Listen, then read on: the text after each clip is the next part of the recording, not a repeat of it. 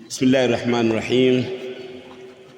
الحمد لله رب العالمين، وأشهد أن لا إله إلا الله وحده لا شريك له، وأشهد أن سيدنا ونبينا محمدا عبده ورسوله صلوات الله وسلامه وبركاته عليه وعلى آله وصحبه أجمعين. أما بعد، القاعدة الثانية، قانوني ya pili: يعرف الرجال بالحق ولا يعرف الحق بالرجال.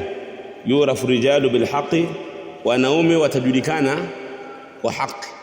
Mtu atapewa heshima yake na kwamba ni mwenye kufuatwa, kusikilizwa kauli yake kwa sababu ya kushikamana na haki.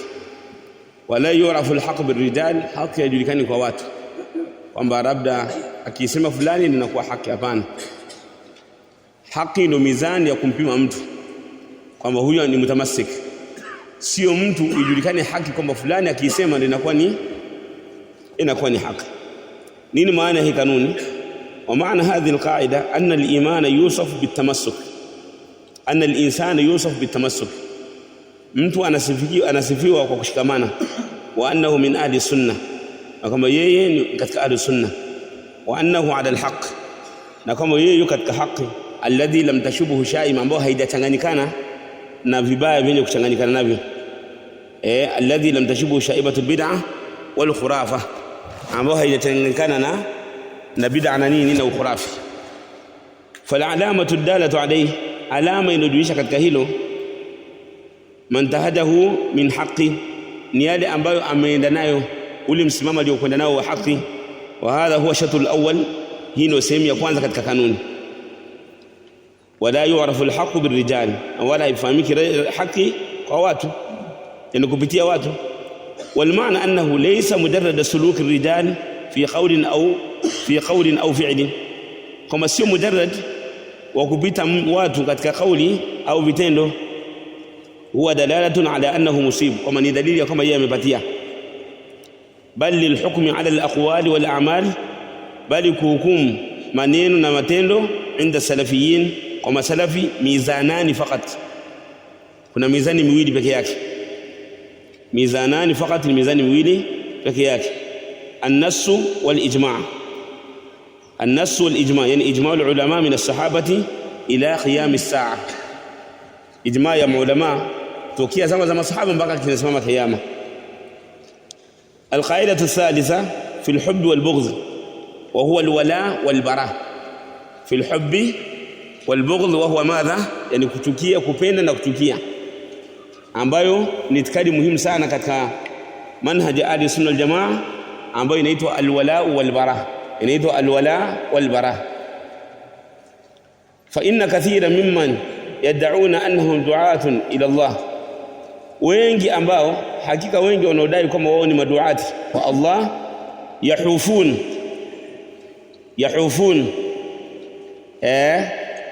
yani kwa maana wanakuwa wanapita, yani yahufun, yani yughayyirun, wanabadilisha.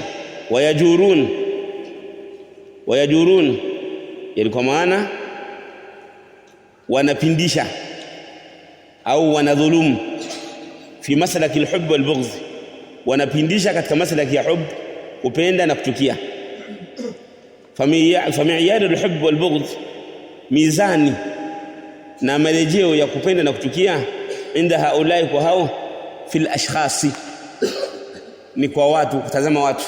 Yani mtu anamtazama fulani, ukimkhalifu fulani basi atakuchukia, ukimkhalifu kadha atakuchukia. Hiyo ndio mizani ambayo anatumia, yani fi dhawati al-ashkhas, katika zile dhati za watu. Waqad ajma ahlu al-haqq annahu la hubba li ahadin min al-bashari li dhatihi, maulama wamekubaliana kwamba hakuna kumpenda mtu kwa dhati yake siwa nabii sallallahu alayhi wasallam, isipokuwa mtume sallam, li'annahu yuballighu anillah, anafikisha kutoka kwa Allah. Wa huwa ma'sumun fima yuballighu bihi, na yeye amekingwa na makosa kwa yale anayofikisha anillah azza wa jalla. Balagha al-balagha al-mubin, amefikisha kufikisha kwa wazi. Lam yazid ala ma umila bihi, hajaongezea kwa yale aliyoamrishwa kufikisha. Wala yanqus minhu, na wala hakupunguza. Wakadhalika sairu nabiyyin wal mursalin, na vile vile manabii wengineo na mitume wengine hawajaongeza na wala hawajapunguza. Wa amma fi sunnah fa inna miyara al-hubb wal-bughd, ama katika sunna hakika mizani ya kupenda na kuchukia laysa fil ashkhas bal huwa fillah, bali inakuwa kwa Allah subhanahu wa ta'ala. Faqad sahhat al-akhbar, hakika si akhbar bi anna al-hubba fillah, kama kupenda ni kwa ajili ya Allah, wal bughd fillah, na kuchukia ni kwa ajili ya Allah, wal muwalatu fillah, na kupenda yani alwali maana yake huwa almuhibbu an-nasir. Alwali huwa almuhibbu an-nasir, huyo ndo alwali, yule mwenye kupenda mwenye kunusuru ndo alwali. Wal muadatu fillah, na kuchukia kwa ajili ya Allah, kwa maana unampenda mtu na kumnusuru kwa ajili ya Allah, na unamchukia na kumfanyia uadui kwa ajili ya Allah. Wal man'u lillah, na kuzuia kama mtu humpi kwa ajili ya Allah. Wal i'ta'u lillah, na kutoa kwa ajili ya Allah. Hadhi sita sifati, hizi ni sifa sita. Man istakmalaha, mwenye kuzikamilisha. Wantahajaha, na akaendana nazo. Fi muamalati, katika muamala wake. Lil akharin, kuamiliana na wengine. Istakmala ura al-iman, atakamilisha ile misingi imara ya iman. Ura al-iman, ili kamba imara ya imani atakuwa amekamilisha. Jayyid. Al-qa'idatu ar-rabi'ah, kanuni ya 4 fi ar-radd 'ala al-mukhalif, ni kanuni inayohusiana na kumfanyia raddi mukhalif, kanuni kuhusiana na kumraddi mtu ambaye amekhalif. Wa kathiru minan nas yuhawinuna sha'na hadha al-janib, wengi katika watu wanakuwa wanadhoofisha shani ya jambo hili. Wayarawnahu amila tafriqatin lil umma, wanaona raddi ni kitenda kazi cha kugawanya umma. Lianna al umma kama zaamu tahtaju ila al-ijtima', kwa sababu umma kama walivyodai kwamba linahitaji ijtima'. Wara'abu sadr, wara'abu madha الصدر ورعب الصدع, na kule kushikamana pamoja. Ar-ra'b ni at-tasaddu', kwa maana hapa aliposema kama ra'bu sadr anakusudia kwamba ra'bu sadr yani huwa al-islah baina al-mutakhasimin au al-mutakhasimin. Kwa maana nini maana hii jumla? Tahtaju ila al-ijtima', huwa kitu kimoja. Wa ra'bu sadr, na kusuruhishana. Right, kusuruhishana. Fa naqulu awwalan, yani kujibu hii swala hili kwa sababu hii ni shubha. Fa naqulu awwalan hadha al-ijtima' alladhi tuassisuna lahu bima tuassisun, hii ijtima' ambayo mnaiwekea misingi ambayo mnaiweka. Wa tuqaiduna lahu bima tuqaidun, na mnaiwekea kanuni ambazo mnaziweka. Watad'una ilayhi bi shatta al-ibarat, na mnailingania kwa ibara mbalimbali. Ahwanu fi dhati llah, ni nyepesi katika dhati ya Allah. Am fi dhati al-ashkhas, au ni nyepesi katika dhati ya hao watu ambao mnataka tuwe nao kitu kimoja. Fa in kana fi dhati al-ashkhas fa hadha la hajata bina fihi, ikiwa ni katika dhati ya kuwatetea watu sisi hatuna haja nayo. Wa in kana fi dhati llahi famin aina tustamaddu usuluhu wa qawaiduhu, kama hii ni kwa lengo la kutetea dhati ya Allah, ni wapi mmechukua misingi yake na kanuni zake?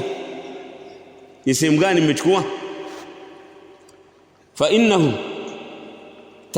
innahu tustanadu usuluhu wa qawaiduhu min an-nafsi, hakika zinachukuliwa misingi yake na kanuni zake min an-nafsi wa huwa al-kitabu wa sunna wa min al-ijma' as-salaf as-salih. Hii ndo misingi ya kuchukua. Hii misingi inatengenezwa kutumia kwenye Qur'an na sunna na ijma' ya wema waliotangulia. Wa kitabullahi wa sunnatu rasulihi wa ijma'u ahli al-haqqi wal huda min a'immati al-huda min a'immati hadhihi al-ummah ala annahu la yajtami'u an-nasu illa ala ma radiya Allah subhanahu wa ta'ala. Tukita tukaangalia kwenye kitabu, tukaangalia kwenye sunna, tukaangalia maajma alayhi salaful umma na ulama, tunakuta kwamba hii misingi yenu haimo. Tunakuta kuna ipo kinyume na hii misingi yenu. tunakuta misingi iliyomo ni watu wasikusanyike illa ala ma radiyahu Allah, wasikusanyike isipokuwa katika yale ambayo Allah ameyaridhia, min dini al-haqi, katika dini la haki, alladhi asasuhu ad-da'watu ila at-tauhid, ambao msingi wake mkubwa ni kulingania katika tauhidi, wasairu ta'at min al-fara'id, na mambo mengine katika utiifu, katika mambo ya lazima, wa mustahabbat, na mambo ya sunna ambayo sio lazima, wa nahyu 'ani shirki, na kukataza shirki, wasairu al-maasi, na maasi mengine. Ndio tunakuta hivyo. Kwa hiyo ama hili la kwamba tuteteane wakati mtu ameacha sunna na haki, la, hilo la yajuz. Wa minha albid'a wal muhdathat, na katika hayo ni bid'a na mambo yaliyozuka. Idhan ma radiyahu Allah jalla wa ala lilibadi wal bilad, yale aliyoridhia Allah subhanahu wa ta'ala kwa ajili ya waja na miji, lam yarda ghayruhu wa lam yarda ghayruhu, na akawa hadaridhia mtu mwingine, yanhasiru fi amrayn, inafupilizika na inathibitika katika mambo mawili. Al-amru al-awwal ikhlasu ad-din lillah, ni kutakasa dini kwa ajili ya Allah, wa asasu tauhidullah subhanahu wa ta'ala, ni kumbakishia Allah subhanahu wa ta'ala dini. Thumma faraidu ad-din al-amaliyah, kisha faradhi za dini za kimatendo. Al-amru ath-thani, kwa maana jambo la kwanza ni ikhlas, yani ikhlasu al-ibada, tauhid.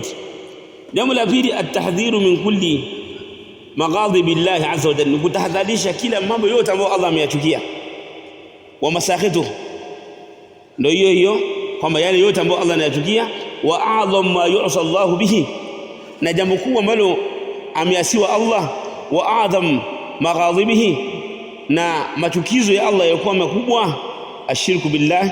Thumma ba'da dhalika at-tahdhiru min al-kaba'ir, kutahadharisha madhambi makubwa kama bid'a na wama ila dhalika, wasaidi al-bid'a, na mambo mengine ya bid'a wal khurafat, na mambo ya khurafi, uongo, liannaha tukaddiru safwa al-iman, kwa sababu yanachafua ule usafi wa iman, watanqusuhu, na tanqusu thawabahu, watanqusuhu ay tanqusu thawabahu, ina punguza thawabu zake. Wa thaniyan antum turiduna alla yufarraqa almuslimun, nyinyi mnataka wasigawanywe waislamu. Fa idha qalu na'am, wakisema ndio, kulna turidunahum ay yajtami'u ala madha, mnataka waislamu wakusanyike katika jambo gani? Ala manhaj muayyan, mnataka wakusanyike kwenye manhaj maalum? Aljawabu, watasema na'am.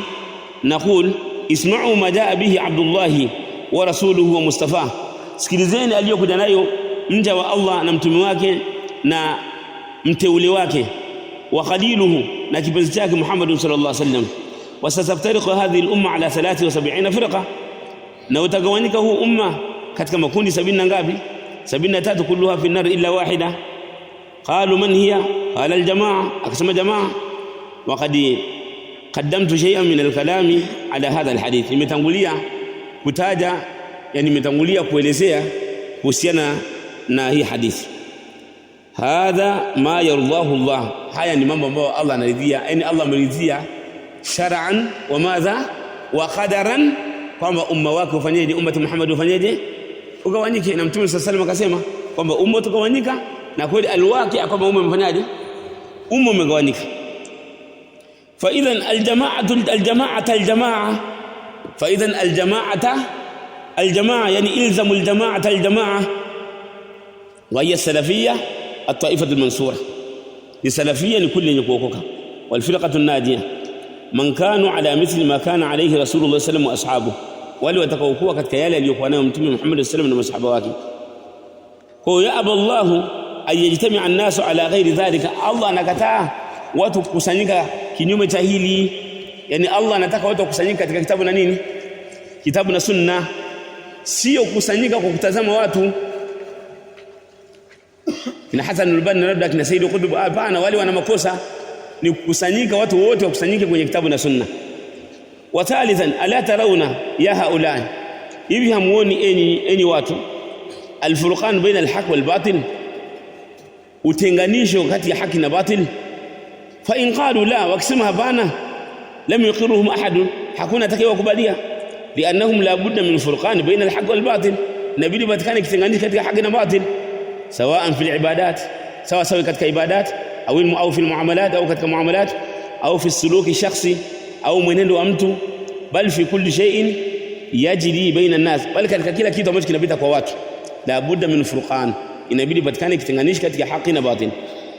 Wa in qalu na'am, ikisema watasema ndio, qulna laqad farraqa Allah subhanahu wa ta'ala wa farraqa rasuluhu sallallahu alayhi wasallam, hakika ametenganisha Allah subhanahu wa ta'ala na ametenganisha Mtume sallam, wa ajma aimatu din wal milla, na wakakubaliana maimamu wa dini na milla, ala nabdhi kulli ma khalafa manhaj Allah, uweka mbali na kutupilia mbali kila ambacho kinakhalifu manhaji Allah, alladhi ja'at bihi an-nabiyyun wal mursalun, ambao wamekuja nayo manabii na mitume, wamekubaliana kwamba kila kitu kiwekwe mbali. Wasma'u qala sallallahu alayhi wasallam, sikilizeni, amesema Mtume sallam, man ahdatha fi amrina hadha ma laysa minhu fahuwa radd, mwenye kuzua katika jambo letu hili la Uislamu yale akazua yasiyokuwemo, akaingiza yasiyokuwemo, fahuwa raddun, yatakuwa ni yenye kukataliwa. Fahuwa raddun, atakuwa ni mwenye kukataliwa matendo yake. Wa fi riwaya, man amila amalan, mwenye kufanya matendo yoyote yale laysa alayhi amruna, hayapo katika Uislamu wetu, fahuwa raddun, ni yenye kukataliwa, yani ghairu maqbulin, yani marududun ghairu maqbulin, hayatakubaliwa. Waraddu maanahu almardud, maana yake ni mardud, chenye kukataliwa.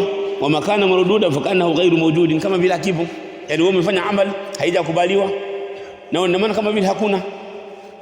Qala ahlul ilmi, waraddu idha udhifa lilibada, rad ikiegemezwa na ibada, fa innahu yaqtadi alfasaduha, inakuwa inafidisha uharibifu wa hiyo ibada. Yani ibada ikije kaimezwa na rad, kwamba salatu kama rududu, zakatu kama rududa, salatu kama rududa wa zakatu kama rududa, ina maana yake ni nini hapo? Maana yake hiyo ibada ni nini? Ni fasida. Wa adamu al-i'tidad biha, na kama haitohesabiwa.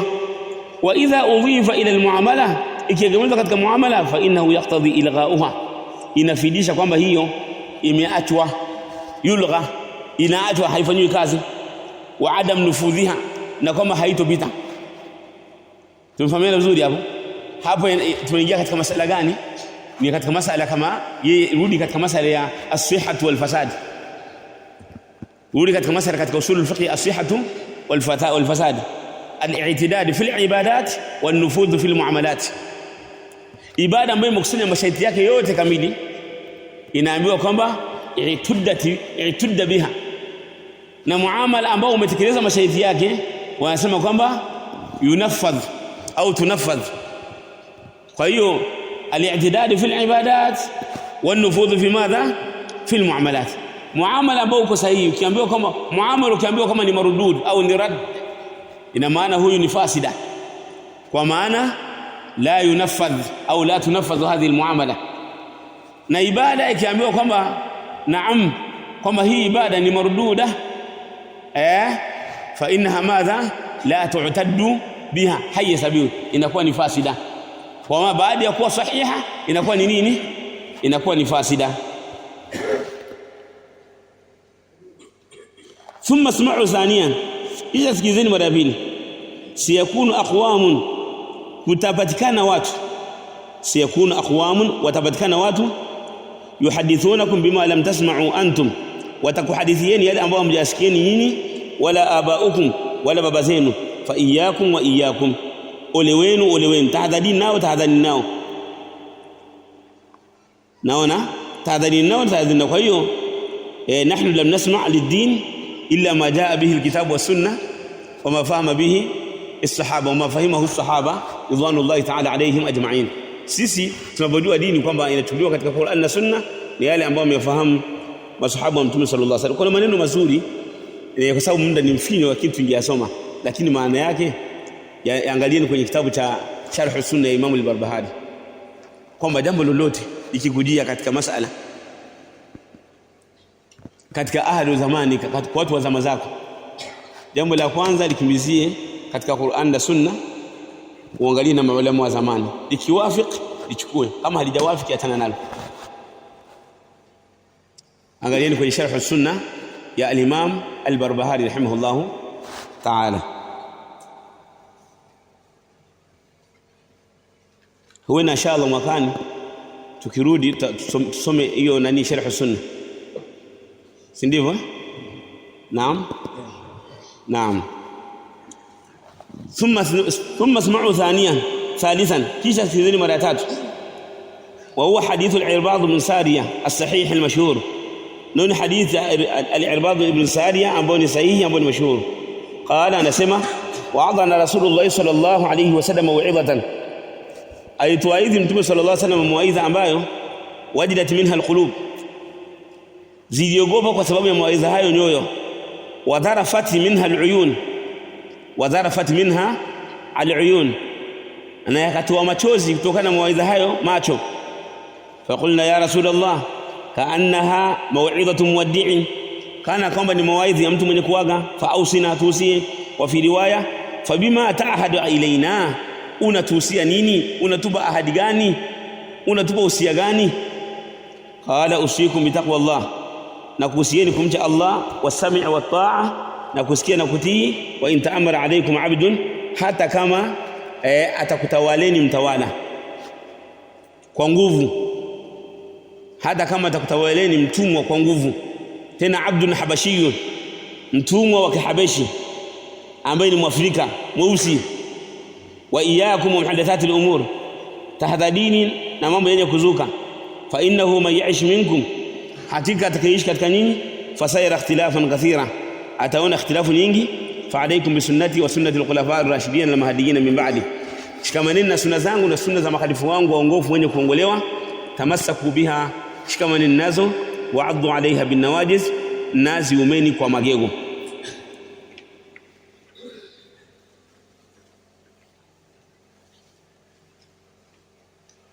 Hapa aliposema kwamba itutoe faida ya haraka haraka, wa in ta'ammara alaykum 'abdun. Abd kikawaida katika manhaji ya Uislamu, mtumwa ni katika makundi matatu ambao hayafai kutawala. Mtumwa ni makundi matatu ambayo kisheria katika nchi za Kiislamu haifai kutawala. Mtumwa hafai kutawala, mwanamke hafai kutawala katika nchi ya Kiislamu, na kafiri hafai kutawala katika nchi ya Kiislamu. Yaani watu sampuli ngapi? Hii sampuli tatu hazifai kutawala katika nchi ya Kiislamu. Sasa hii hadithi ni tafsiri vipi? Hii hadithi mkirudi kwenye Fathul Qawi al-Matin ya al-Allama al-Muhaddith Abdul Muhsin al-Abbadi alipokuwa anashirisha 40 an-Nawawi, mtakuta kuna aujuhi zile ambazo zimetajwa katika namna ya hii hadithi. Lakini kwa haraka haraka hapa mradi wake hapa, kwa mfano mtu ana asili ya utumwa.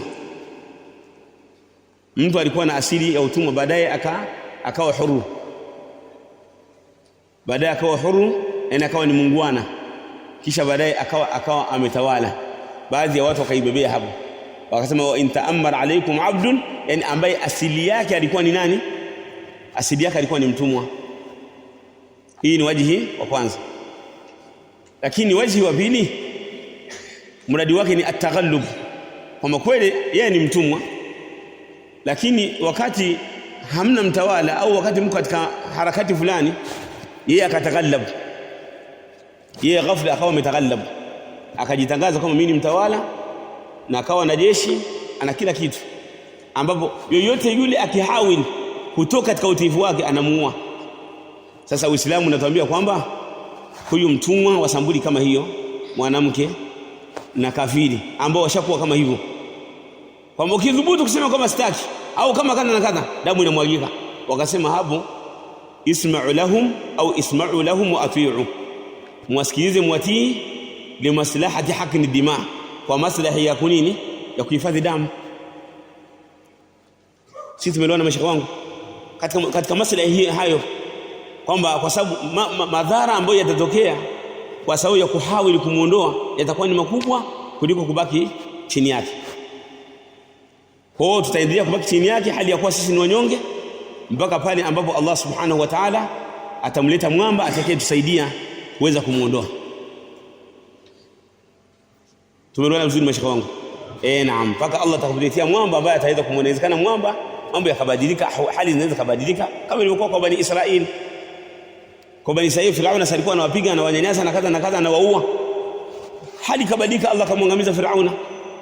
Lakini pia inawezekana ikaja akaja mtawala mwingine kutoka nchi nyingine, akaja akampiga, akamuondoa, tukabaki katika hali ambayo ni nzuri kama ambavyo inatokea kwa watawala. Hii ni faida ambayo inahusiana na masuala ya mwenendo wetu haya. Anasema hivi, hadha ba'd min sunnati nabii sallallahu alaihi wasallam, hii ni baadhi ya maneno katika sunna ya Bwana Mtume sallama, wa hiya mujtami'atun ala al-qadha, na hii inakuwa imekusanyika katika al-qadha bi annahu la yasluhu an-nas, kwamba hii imekusanyika katika masala ya qadha, al-qadha na qadar, kwamba Allah amekadiria kwamba haifai kwa watu, wa yajma'u shatatahu, kwamba la yuslihu an-nas wa yajma' shatatahum illa itba'u nabii sallam, kwamba haifai watu na wakakusanya mambo yote ambayo yametofautiana isipokuwa kumfuata Mtume sallam. Hii Allah ameipitisha qadaran wa shar'a, wa yazidu hadha wuduhan, hilo linaongezea kwa uwazi. Marawahu al-Imam Ahmad wa Muslim rahimahumullah ta'ala an Abdullah ibn Amr ibn al-As radiyallahu anhu anna Rasulullah sallallahu alayhi wasallam qala innahu lam yakun nabiyyun qabli, hakukuwa na nabii kabla yangu, illa kana haqqan alayhi ay yadulla ummatahu ala khairi ma ya'lamuhu lahu, isipokuwa ilikuwa ni wajibu juu yake kuwajulisha umma kuhusiana na khairi ambayo anaijua kwa ajili yao, wa yundhirahum sharra ma ya'lamuhu lahu, na waone kuhusiana na shari ambayo anaijua kwa ajili yao. Wa inna ummatakum hadhihi, hakika umma wenu huu, ju'ila afiyatuha, umejaliwa usalama wake, ju'ila afiyatuha, umefanywa usalama wake, fi awwaliha, kwamba unapatikana mwanzo wake. Yani sisi hatuwezi kutengeneza mambo yetu mpaka tuangalie mwanzo wake. Wasayusibu akhiruha bala'un, na watapata watu wake wa mwisho balaa, wa umurun tunkirunaha, na mambo ambayo hamyapendi na mambo ambayo mnayakemea. Kwa hiyo afya ya umma huu iko mwanzo wa huu umma. Akhirul umma inatakiwa warudi kwenye awwalul umma, waangalie ma aslaha al-awwala huwa alladhi yuslihu madha al-akhirah, ile ambayo inatengeneza wale wa mwanzo ndiyo ambayo itatengeneza wale wa nini, wale wa mwisho. Wa hadha al-hadith ya bunay misdaqu lima rawahu al-imam Malik qala kana Wahab ibn Kaysan yaqudu ilaina, alikuwa Wahab ibn Kaysan anakaa kwa sisi, wala yaqumu abadan hatta yaqulu lana, alikuwa hasaondoki mpaka tuambie hivi, ilamu annahu, tambueni kwamba la yasluhu akhiru hadhihi al-amru, la yasluhu akhiru hadha al-amr, haitotengamaa mwisho wa jambo hili illa ma aslaha awwalahu, isipokuwa kwa kufanya yale ambayo yalitengeneza mwanzo wake. Qala Ashab, anasema Ashab, qultu li Malik, nimesema kumwambia Malik, yuridu madha, anataka nini? Qala yuridu badi al-islam, anakusudia mwanzo wa Uislamu, au qala yuridu taqwa, anakusudia uchamungu. Kwa maana huwezi kupata uchamungu kinyume na ule uchamungu ambao waliupata watu wa mwanzo. Yani kwa maana ili upate uchamungu, fanya yale waliyofanya al-awwalun, wale watu wa mwanzo, na wewe ndio utaweza kufikia uchamungu. Lakini kama utafanya yale ambayo unayajua mwenyewe, la yumkin an tasila ila madha, ila taqwa, la yumkin an tasila ila taqwa. Na mifano ni mingi.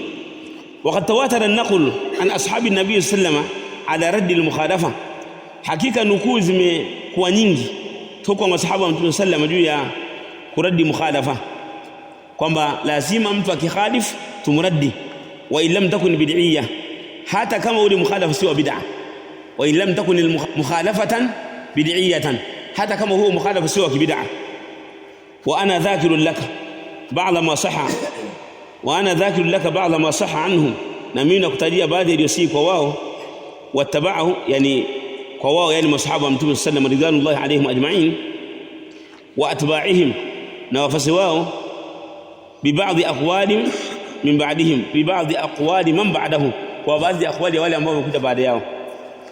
Faruqul umma radiyallahu anhu anaelezea kuhusiana na kuiradi bid'a na kujiweka mbali na watu wa bid'a.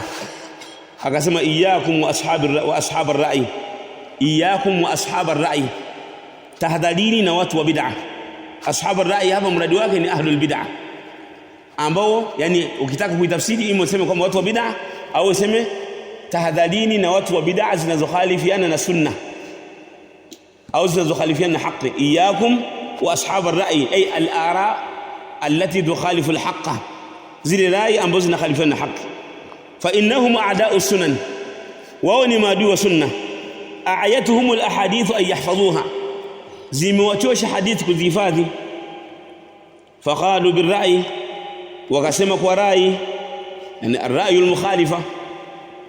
Fadhallu wa adhallu, wakapotea wao wenyewe na wakawapoteza wenzao. Waqala Ibn Abbas radiyallahu ta'ala anhuma, wallahi ma adhunnu anna ahadan ahabbu ila shaytan, wallahi sijui kwamba kuna mtu yoyote ambaye anapendwa zaidi na shaytani halakan, kwamba aangamie. Shaytani atafurahi akiangamia minni, kuliko mimi leo. Kwa maana akifa alim shaytani anafurahi. Kwa nini?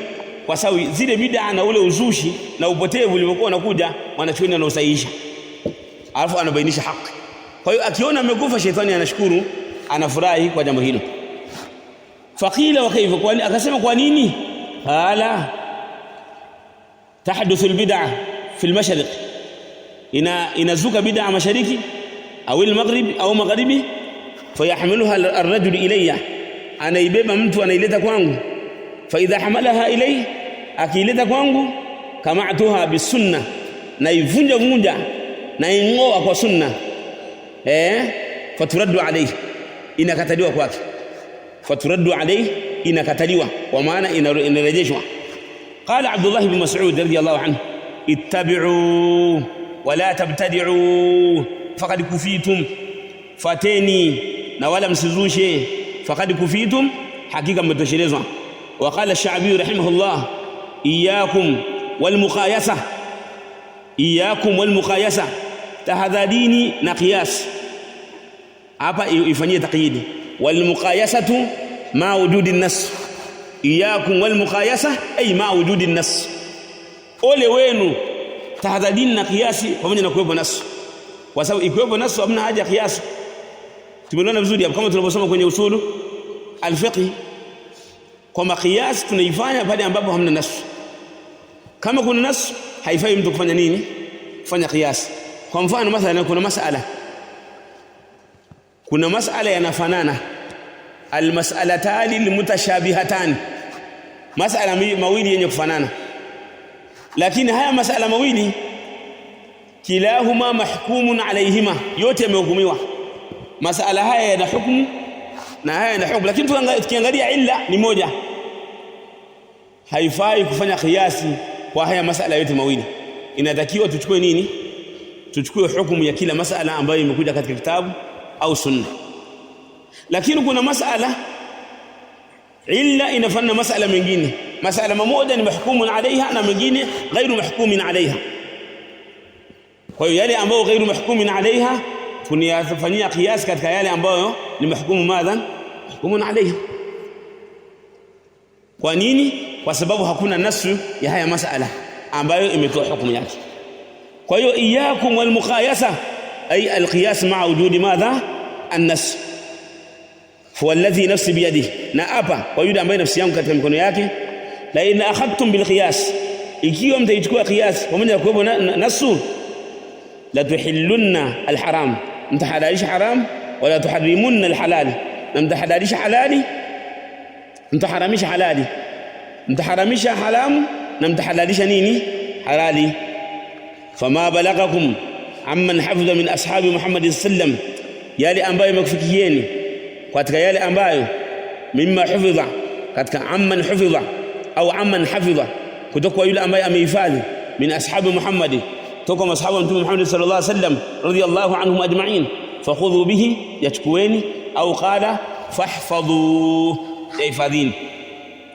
وقال إمام أهل الشام إمام الأوزاعي أبو عمرو، اصبر نفسك على السنة، اسبريش نفسيك كسنة، وقل ما قالوا، سيما ليسيما، وكف عما كف القوم عنه، kwamba jizuie katika yale ambao wamejuzia watu katika hayo mambo, yani kwa maana yale ambayo wao walistop hawakwenda hawakufanya au hawakusema, na wewe nyamaza.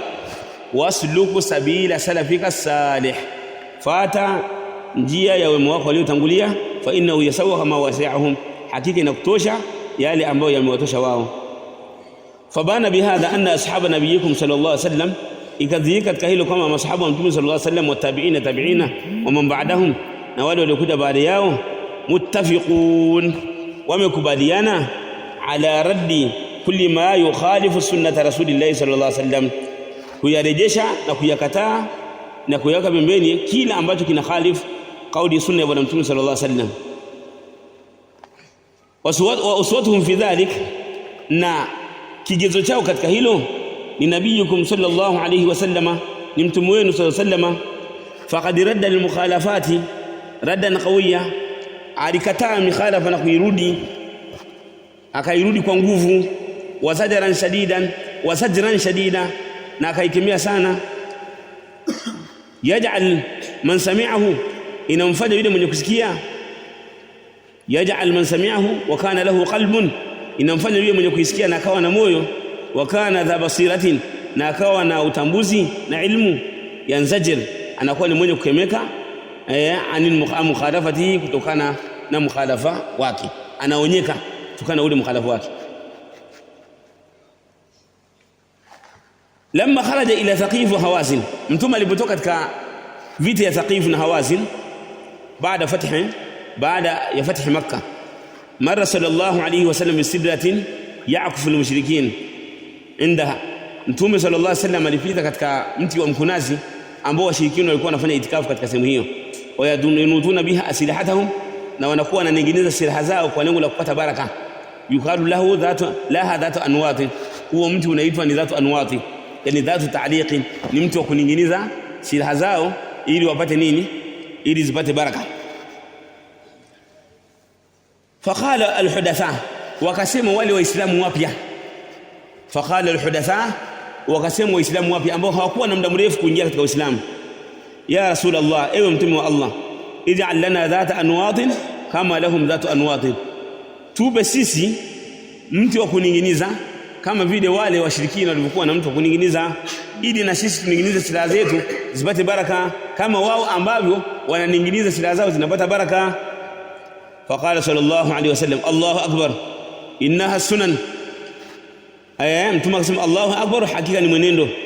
Laqad qultum walladhi nafsi biyadihi, mmesema na hapa kwa yule ambaye nafsi yangu katika mikono yake, kama qalat banu Israila li Musa, kama vile banu Israila walivyosema kumwambia Musa, ij'al lana ilahan kama lahum aliha, ij'al lahum ilahan kama lahum aliha, tufanyie Mungu kama vile ambavyo wao wana miungu, na sisi tunataka Mungu ambao tutakuwa tunamfanyia hivyo, au watu wa Musa. Kwa hiyo nyinyi maneno yenu na maneno ya wafasi wa Musa bani Israila yamefanana. Idha nadharna ila muhtawa almaqulati wa zamanina, tukitazama katika mkusanyiko wa haya maneno, tukatazama pia na zama zetu, yadhharu aladabu alujab, itadhihirika adabu ya maajabu. Wa yastaddu ad-da'i ila Allah ala basira, na atafanya zaidi yule ambaye analingania kwa Allah subhanahu wa ta'ala kwa uoni. Fayamdhi ila ma yad'u ilayhi fil halal min alhaq, ataendelea kulingania katika yale ambayo analingania katika haki. Fa awalan, tunaanza Sheikh anaidadavua hii hadithi min haythu lafdhiha hiya mukhtalifa, kwamba imekuja katika lafzi mbalimbali. Fa ashabu Muhammad sallallahu alayhi wasallam qalu ya Rasulullah, wa ashabu Musa qalu ya Musa. Yani kuna tofauti namna ya masahaba wa mtume walipomuita mtume na namna ya watu wa Musa walipomuita nani? Musa. Yani kuna heshima kubwa ambayo masahaba wa mtume wanafanyaje? Wako nayo, na kuna dharau sana ya watu wa nani? Wa Musa. Tumeelewana vizuri hapo. Watu wa Musa walikuwa ni watu dharau sana. Ndio maana Allah subhanahu wa ta'ala akatahadharisha akasema, la takunu kalladhina adhaw Musa fabarra'ahu Allah mimma qalu. Walikuwa na mambo kama hayo. Alaysa liibaratani mukhtalifain fi alqawli, hizi ibara mbili hazijatofautiana katika maneno. Ashabu Muhammad nadu bismi risala, wamemwita kusema ya Rasulullah, wa hadha ghayatun fi tawqid, na huu ni ukomo wa hali ya juu katika heshima wa taadub ma'ahu, na kuwa na adabu pamoja na mtume. Wa ashabu Musa naduhu bismihi fi ghayati aljalafa, katika ghaya ya ususuavu, katika ghaya, katika ukomo wa ususuavu, wa su'il adab, na adabu mbaya. Ashabu Muhammad qalu ij'al lana dhata anwat wa lam yaqulu ij'al lana ilaha, waisema tujalie cha kuninginiza, wale walisema ij'al lana ilaha. Unaona tofauti hapo? Hawa tayari kwa sababu miungu washaiacha, lakini wale pamoja kama Musa aliwanusuru kwa Firauna bado wanaendelea na mambo kama hayo. Ama ashabu Musa faqad sadahu madha qalu ij'al lana ilahan kama lahum alih wama hadha, pamoja na kwamba masahabu wa mtume hawakutaja kwamba tupe Mungu kama walivyosema watu wa Musa. Mtume sallallahu alaihi wasallam akaona matamshi yote haya ni kitu hichi, kwa sababu yote yanaelekea sehemu nini? Sehemu moja. Lam yufarriqu baina nabiyuna sallallahu alaihi wasallam baina almaqulatayn, hako tofautisha alayhi salatu wasallam, lianna an-natijata wahida, matokeo ni mamoja, yataishia kwenye natija moja. Hiya ibadatu ghairi llahi azza wa jalla, ni kuabudu asiyekuwa Allah subhanahu wa ta'ala.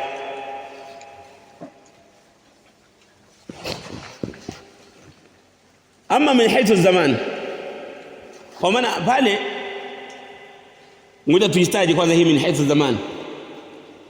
Fa inna rasulullah sallallahu alayhi wasallam kana fi ghazwa, fa inna nabiy sallallahu alayhi wasallam kana fi ghazwin, mtume alikuwa katika vita. Wa qailu hadhihi almaqula, na wale waliosema haya maneno, yashakiluna nahwa 2000 au akthar min almu'askar, wao wanaita sura ya watu kama idadi ya watu 2000 au zaidi katika jeshi, almu'askar, katika jeshi. Falam yamna wa rasulullah sallallahu alayhi wasallam an yaqula maqulatahu, halikumzuia hilo mtume sallallahu alayhi wasallam an yaqula maqulatahu az-zadilati bihim. Mtume sallallahu alayhi wasallam halikumzuia hilo alayhi salatu wasallam kuyasema maneno yake yale ya kuwakemea wao. Ina maana mtume ingekuwa ni masala ya umoja, tunazungumzia nukta ya umoja, mtume sangeongopea kwamba bwana, hapa nikiwakosoa hawa wanaweza kaudi nyuma na vita isifanyeje, isitokea au tukashindwa, bora tu niwaache. Mtume sallallahu alayhi wasallam aliwakosoa alayhi salatu wasallam. Mtume moja kwa moja aliwakosoa, akamwambia hapana, hapa mmekosea hapa, na akawakemea. Bali akawakemea kwa matamshi subhanallah, Allahu akbar, Allahu akbar, innaha sunan. Ikiwa hiyo ni kemeo kubwa, mtume akawashangaa akasema subhanallah, subhanallah, innaha sunan. Qultum wallahi kama qala banu israila li Musa, akafanya taklid katika maneno mtume sallallahu alaihi wasallam, akafanya ukali.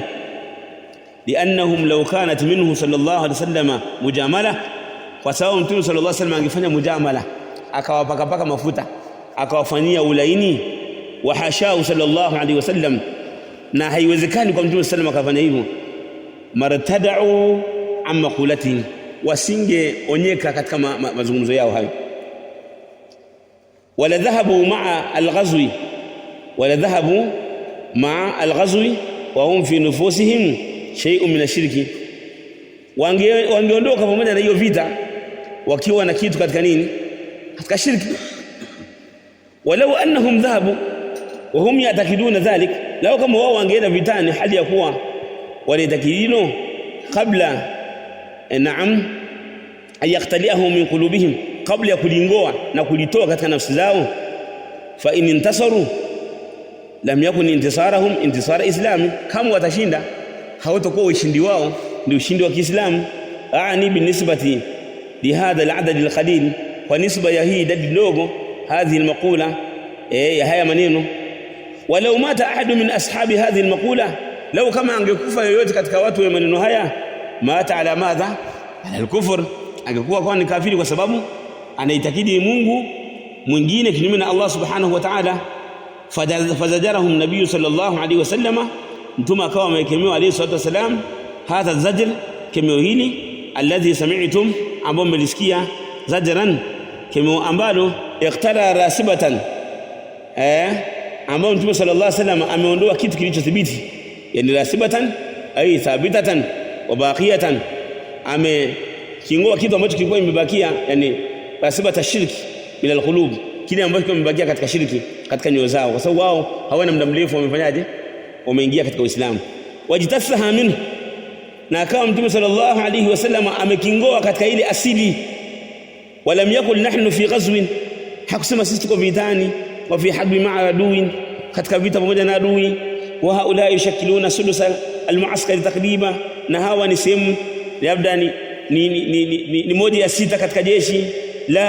La budda mina at-tarbiyati wa madha wa tasfiyah, inabidi tuzilee nyoyo na tuzisafishe kutokana na nini? Kutokana na uchafu wa shirki, uchafu wa bid'a, uchafu wa maasi. La budda min siyasati at-tauhid, inabidi patikane siasa ya tauhid. La budda min qal'i shirki min qulubihim, inabidi tuiondoe shirki katika nyoyo zao. Wajtisathihi minha, na tuingoe katika hiyo mioyo. Hata la yabqa lahu rasiba, mpaka kisibakie chochote kile. Yani la yabqa lahu rasiba, la yabqa lahu la rasiba ila yabqa laha thabita wa baqiya. Tunaenda vizuri mashaka wangu? Naam Sheikh, tunaenda vizuri? Tunaenda vizuri Sheikh? Naam. والنقل عنه صلى الله عليه وسلم كثير جدا, nukuu ambazo zimenukuliwa kwa Mtume sallallahu alaihi wasallam ni nyingi mno. Lakini maksuduna albayan, maksudio yetu ni bayan bi anna ar-radda ala al-mukhalif min asli hadha ad-din, kwamba kumradi mukhalif ni katika asili katika hii dini. Wa min qawaid ad-da'wati ila Allah ala basira, ni katika kanuni za kulingania kwa Allah subhanahu wa ta'ala kwa ilmu. Kwa hiyo mukhalif naruddu alayhi hatta walau kana madha, hatta walau kana min ahli as-sunnah wa madha wal jamaa. Al-qa'idatu al-khamisa fi asli ad-din wa asasi, katika asili ya dini na misingi yake. Hadhihi al-qa'idatu, hii kanuni, al-kalamu fiha yatadhammanu thalathata umur, maneno kuhusiana hili inakusanya yani mambo matatu katika hii jambo. الأمر الأول المراد بهذا الدين, مراد ودينه. ديني في لغة مشغى wangu, الدين لغة ni almilk, ni kumiliki, walqahar ni kutweza, walhisab na hisabu, walmujaza na kulibwa, والخضوع na unyenyekevu, walidaa na kutii, wali'tiqad na itikadi, walmadhhab na madhhab. Hii ni maana ya nini ya ad-din madha lughatan. Wastilahan i'tiqadu qadasatin ni kuitakidi kitu ambacho ni kitukufu. Idkhadu qadasati dinin dhatin, ni kuitakidi utukufu wa kitu wa dhati fulani. Wa majmu'atu suluki, na mkusanyiko wa mwenendo. Alladhi yadullu ala al-khudu'i li tilka dhati, ambayo yanajulisha juu ya kunyenyekea, kukinyenyekea kitu hicho. Dhullan wa hubba, dhullan wa hubban, kukidhalikia kitu hicho kwa mapenzi, wa raghbatan wa rahaba, kwa kiogopa, kwa kuwa na shauku nacho. Pale aliposema qadasatu dhati, kwenye hiyo taarifu aliposema qadasatu dhati ni ma yataqiduhu almar'u fi ma'budihi alladhi yuqaddisuhu, ni yale ambayo mtu anayaitakidi kwa kila anachokiabudu kwamba ni kitukufu, sawaan kana haqqan, sasa ikiwa ni kweli, katikadi almuslimina fillahi azza wa jalla, kama wanavyoitakidi waislamu kwamba wao wanamwabudu Allah subhanahu wa ta'ala na kwamba Allah ni haki, au batilan, au kiwa ni batil, katikadi ghairi almuslimin fi ma'budatihim albatila, kama itikadi ya wasikuwa waislamu katika miungu yao ya batil. Qawluhu, maana ya kauli yake aliposema majmu'atu suluki, majmu'atu as-suluk wa hiya ma yaf'aluhu al-mar'u fi al-ibadat, mkusanyiko wa mwenendo mradi wake ni yale ambayo mtu anayafanya katika zile ibada dhahiran wa batina, za dhahir na zile ambazo zimejificha.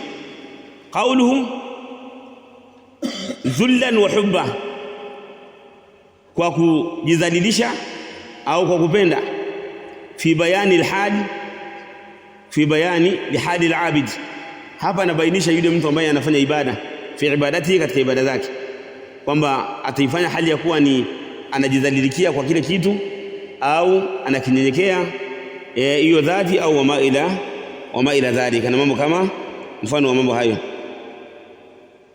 Qawluhu raghabatan wa rahaba, qawluhu raghabatan wa rahaba bayanu lihadafi al-abidi fi al-ibada, nikubainisha lengo la mwenye kuabudu katika ibada yake.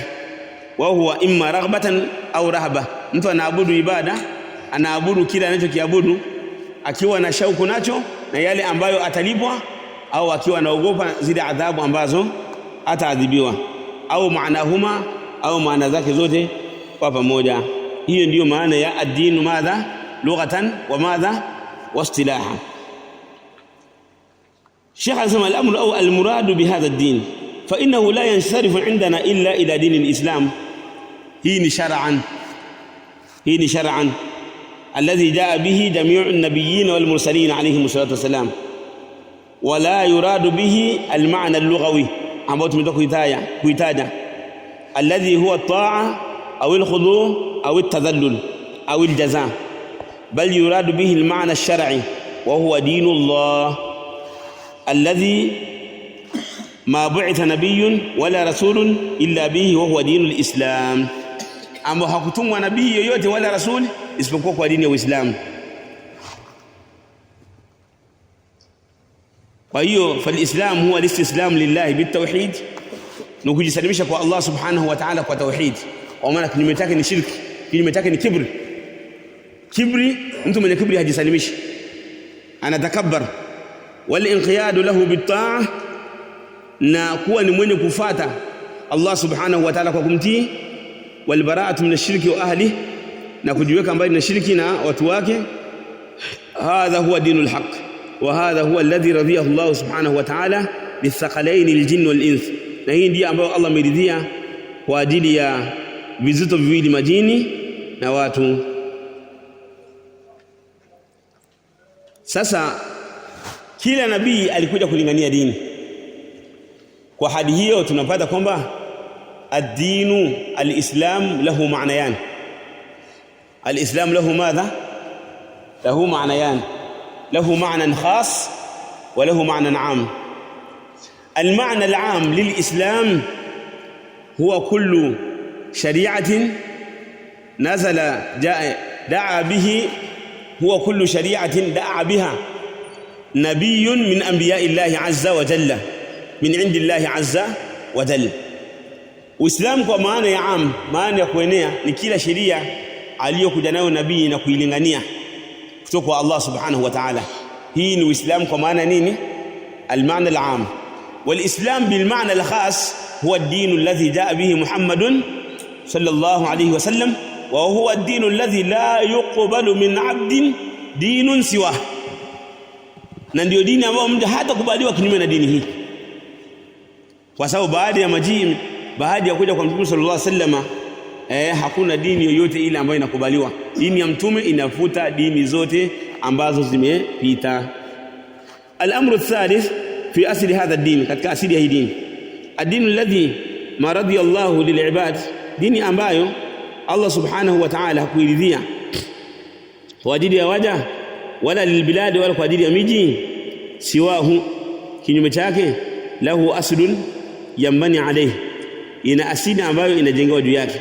Wa hadha al-asl alladhi yambani alayhi ad-din, na hii asili ambayo inajengewa juu yake dini, alladhi huwa dinul islam, ambayo dini ya Islam, laysa lil-aqli fihi majal, akili haina nafasi, wala lirai fihi makan, wala rai haina sehemu, bal huwa amrun tawqifi, bal ni jambo ambalo linachukuliwa kwa Allah, ni tawqifi, sawa, linachukuliwa kwa Allah subhanahu wa ta'ala, mabniyun ala nusus ash-shar'i, limejengewa katika nusus za sheria mabniun ala alwahyayn wal ijma', limejengewa katika wahyi mbili, Qur'an na sunna na ijma'. Wal ijma' huwa ahadul adilla, na ijma' ni moja ya adilla, wa huwa mabniun ala an-nas, na ijma' imejengewa katika nas, falaysa mustaqillan, haijasimama yenyewe. Haya masala katika usulul fiqh yanaitwa mustanadul ijma'. Tumeona vizuri, hal al-ijma' mustanadun, je ijma' ina maegemeo? Aljawabu kwamba ijma' lazima iwe na nini? Iwe na maegemeo.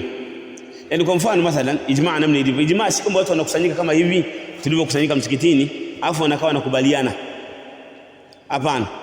Ijma' unakuta mwanachuoni yuko hapa Tanzania, anaulizwa swali ya jambo ambalo halikuwepo zamani, ambalo limezuka sasa, nini hukumu yake?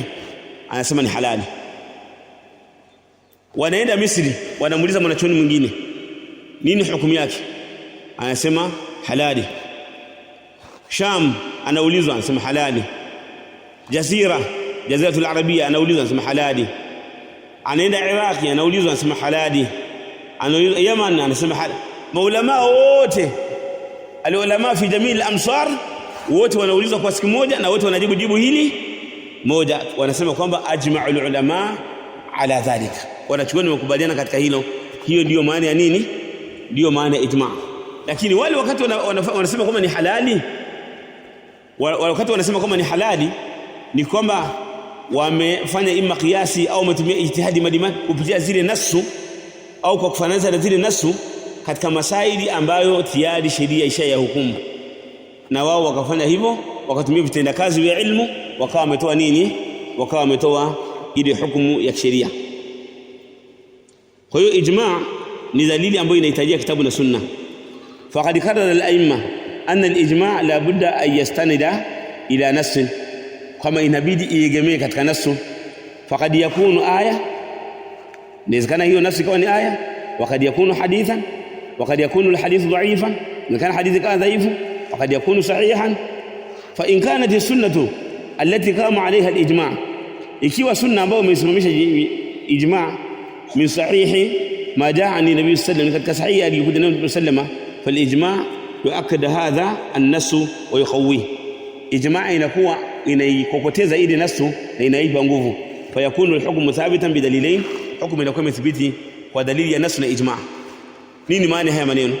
Maana haya maneno ndugu zangu ni kwamba, kwa mfano mathalan Mtume anasema innamal a'malu binniyat, jayyid.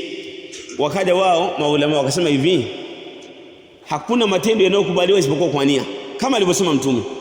Tunasema kwamba hii ijma', naona hii ijma' ya kwamba matendo hayathibiti isipokuwa kwa nia na hayakubaliwi isipokuwa kwa nia, imethibiti kwa hadithi kwanza, na imethibiti kwa nini?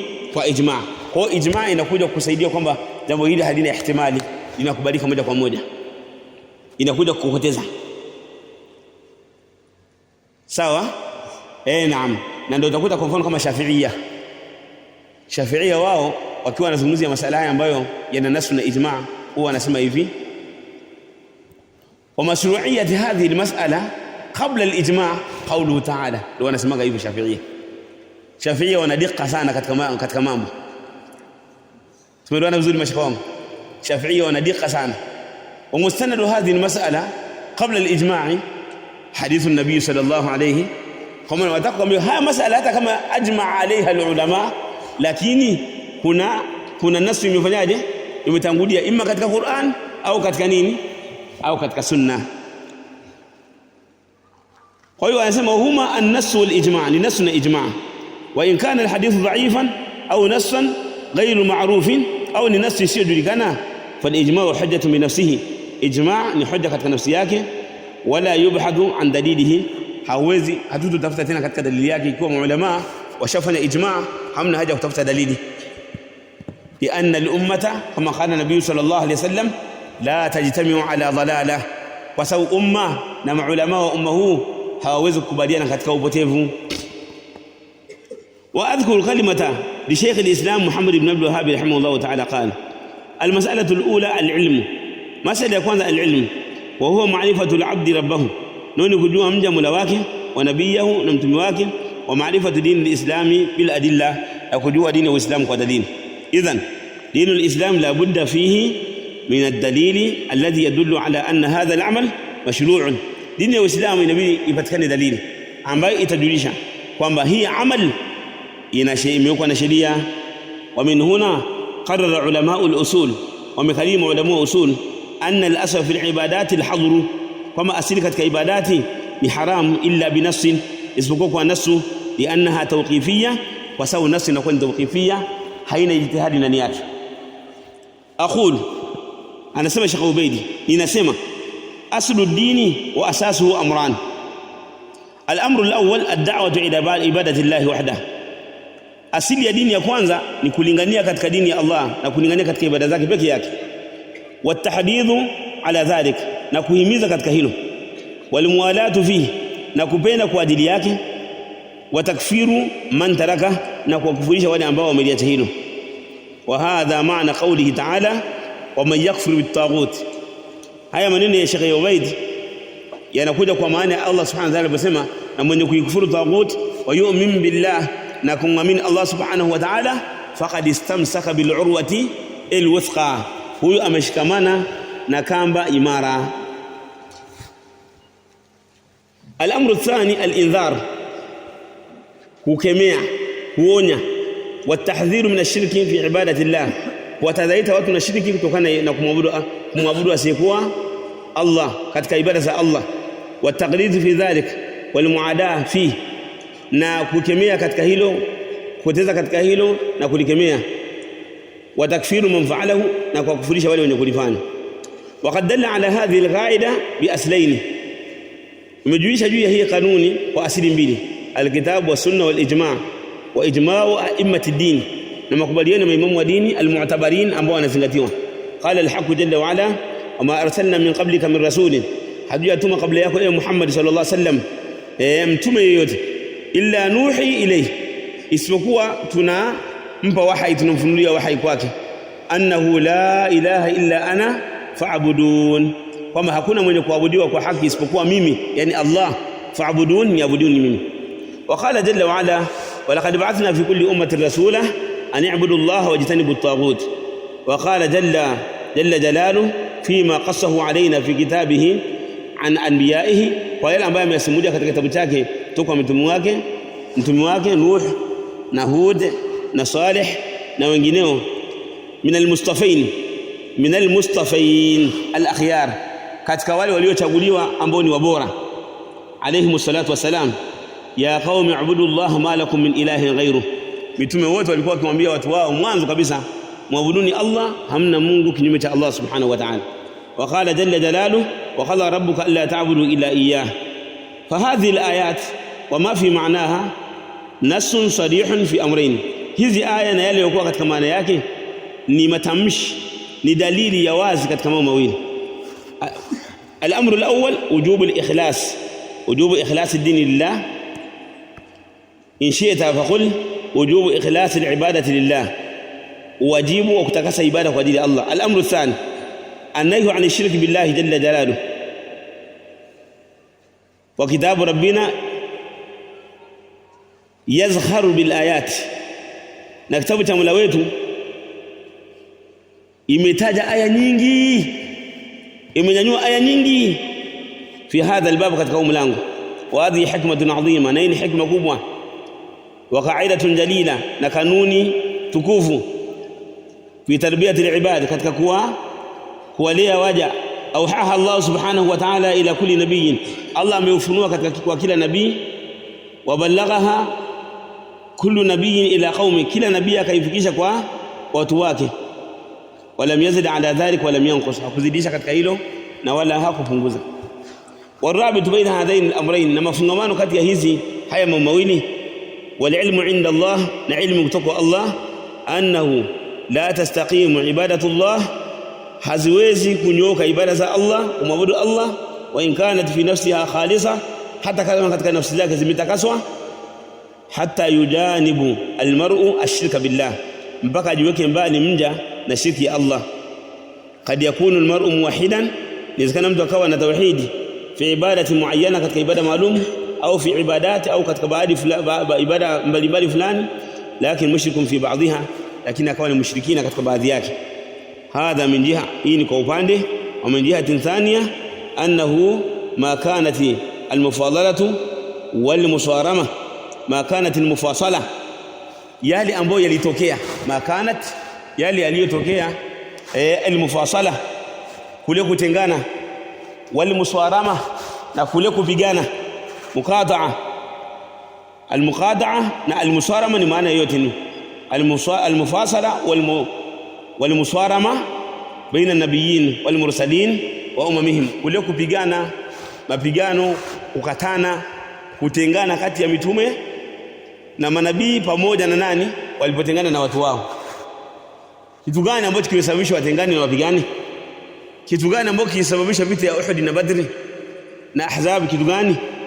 Haijasababisha illa hina kanat da'watul mursalin li umamihim, haikutokea isipokuwa pale ambapo wale mitume na manabii walipokuwa wanawalingania watu wao, ilipokuwa da'wa yao wakiwa wanawalingania watu wao, ayabudu Allah wahda, ndio iliyosababisha kwamba muabudu Allah peke yake. Waliposema muabuduni Allah peke yake, yakatokea haya ambayo yalitokea kwamba fakana almufasala wa madha wal musarama, ikatokea nini? Mtengano na mapigano. Falau qila lil umam, lau kama wangeulizwa wale watu muabudu Allah, wangeambiwa kama muabuduni Allah, akhlisu lahu ibadatakum, mtakasieni ibada zenu, fafa'alu dhalika, wakafanya hivyo, ma hasalat mufasalatan wala ma hasalat mufasalatun wala nizaa, isingetokea kukatana, kutengana, na wala isingetokea kupingana. Lakin kanat almusarama walmuqata'a, ilikuwa kule kupigana na kukatana, bal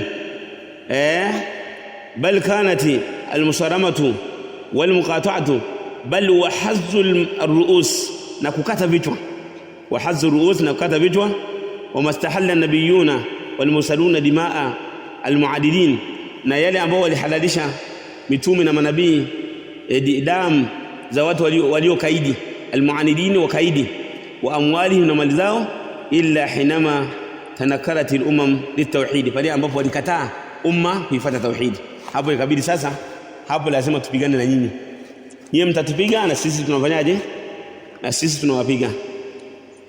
Fal-umam tanakkaru lamma qila lahum, umma walikataa walipoambiwa waabudu Allah wahdahu, muabuduni Allah peke yake, wa hadha ghairu ma'lufin indahum, na hili ni jambo ambalo lilikuwa halijazoeleka kwao, wa ghairu maqbuli, lilikuwa halijakubalika, liannahum talawathat fitruhum, zimechafuka zile fitra zao na yale maumbile yao, namna Allah alivyoumba yakachafuka, yakachafuliwa, wajitalatuhum ash-shayatin, na yakawa amewavuta mashetani, faharafatuhum an millati alqawima, yakawa amewapindisha na kuwatoa katika milla iliyo sawa sawa, walfitratu salima, na fitra iliyokuwa imesalimika, hata abadu al-awthana wal asnam, mpaka wakawa wameabudu mizimu na masanamu.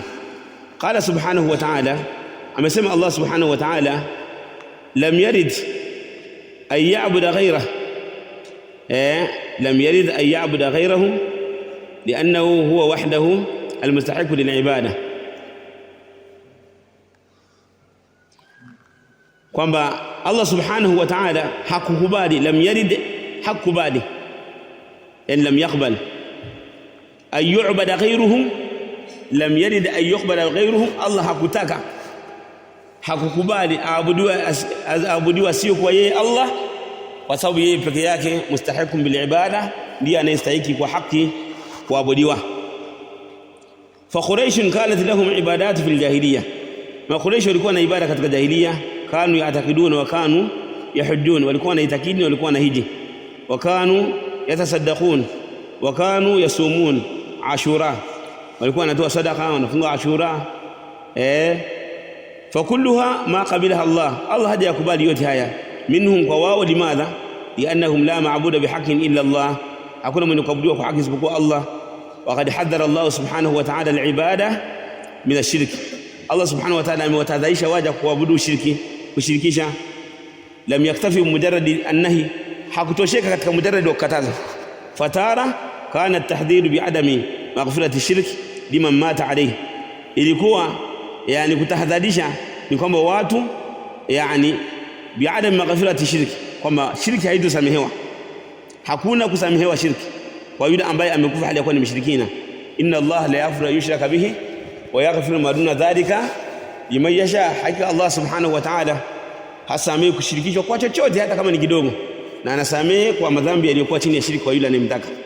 Wa ta'ara bi bayani annahu muhbitu lil amal, ama nyingine kwa kubainisha kwamba shirki ina nini, inaharibu matendo. Fala yakbalu Allahu ma'ahu amalan, hakubali pamoja na shirki matendo yoyote. Wa in kanat al a'mal, hata kama matendo yatakuwa ni mengi mno, amsala aljibal, ni mengi mno na ni makubwa sana kama vile mlima. Qala jalla wa ala wa laqad uhiya ilayk, haika sisi tumekupa wahi na kufuniwa wahi kwa wewe Muhammad, wa ila alladhina min qablik, na wale waliokuwa kabla yako, la in ashrakta la yahbatanna amaluk, ikiwa utashirikisha hakika matendo yako mazuri yataporomoka, wala takunanna minal khasirin, na utakuwa miongoni mwa watu wenye hasara. Fahadha alkhitab muwajjahun ila rasulillahi sallallahu alayhi wasallam, na hii ni khitabu, haya mazungumzo yanaelekezwa kwa Mtume sallam. Wa qad alima Allahu annahu lan yushrika bih, Allah anajua kama mtume hatamshirikisha. Wa hashahu sallallahu alayhi wasallam, na Allah na amepukana na hilo Mtume sallallahu alayhi wasallam. Fa innahu wa jami'u man madha min ikhwanihi min an-nabiyyin wal mursalin, hakika yeye Mtume sallam na wale waliopita katika manabii na mitume, ma'sumuna min ash-shirki billah, wamekingwa kumshirikisha Allah. Wa sahih annahum ma'sumuna min kaba'iri min al-kaba'ir, na sahihi kwamba wao pia wamekingwa na madhambi makubwa.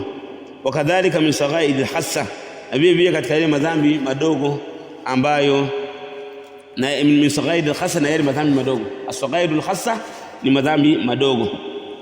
Walakin kana tawjihu li-khitab ilayhi, Allah amemwelekezea tawjihi mtume, maelekezo kwamba ikiwa utamshirikisha Allah matendo yako yataporomoka. Li'annahu imamu hadhihi al-umma, kwa sababu yeye ni imamu wa umma huu. Wa huwa qudwatuha, yeye ndiyo kiongozi chake.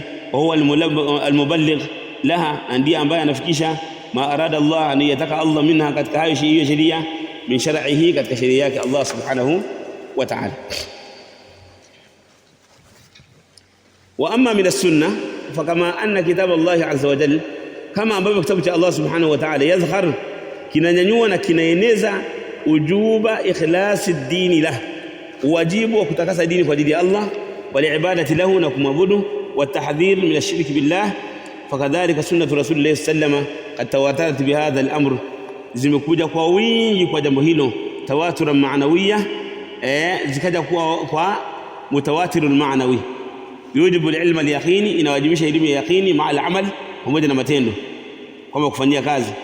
Wa ana dhakiru lakum ba'dha ma fi hadha al-ma'na, hadithi ambazo zinakuwa ni mutawatirul maana, hadithi ambazo zinakuwa ni mutawatirul maana. Kuna mutawatirul lafzi na kuna mutawatirul madha al-maana. Mutawatirul lafzi katika hadithi, katika ilmu ya mustalah hadith, ni ile hadithi ambayo ni mutawatir, ambayo ni mutawatirul lafdhan wa maana, kwa masahaba wengi au wapokezi wengi wameipokea hiyo hadithi kwa lafzi lake na kwa maana yake wote.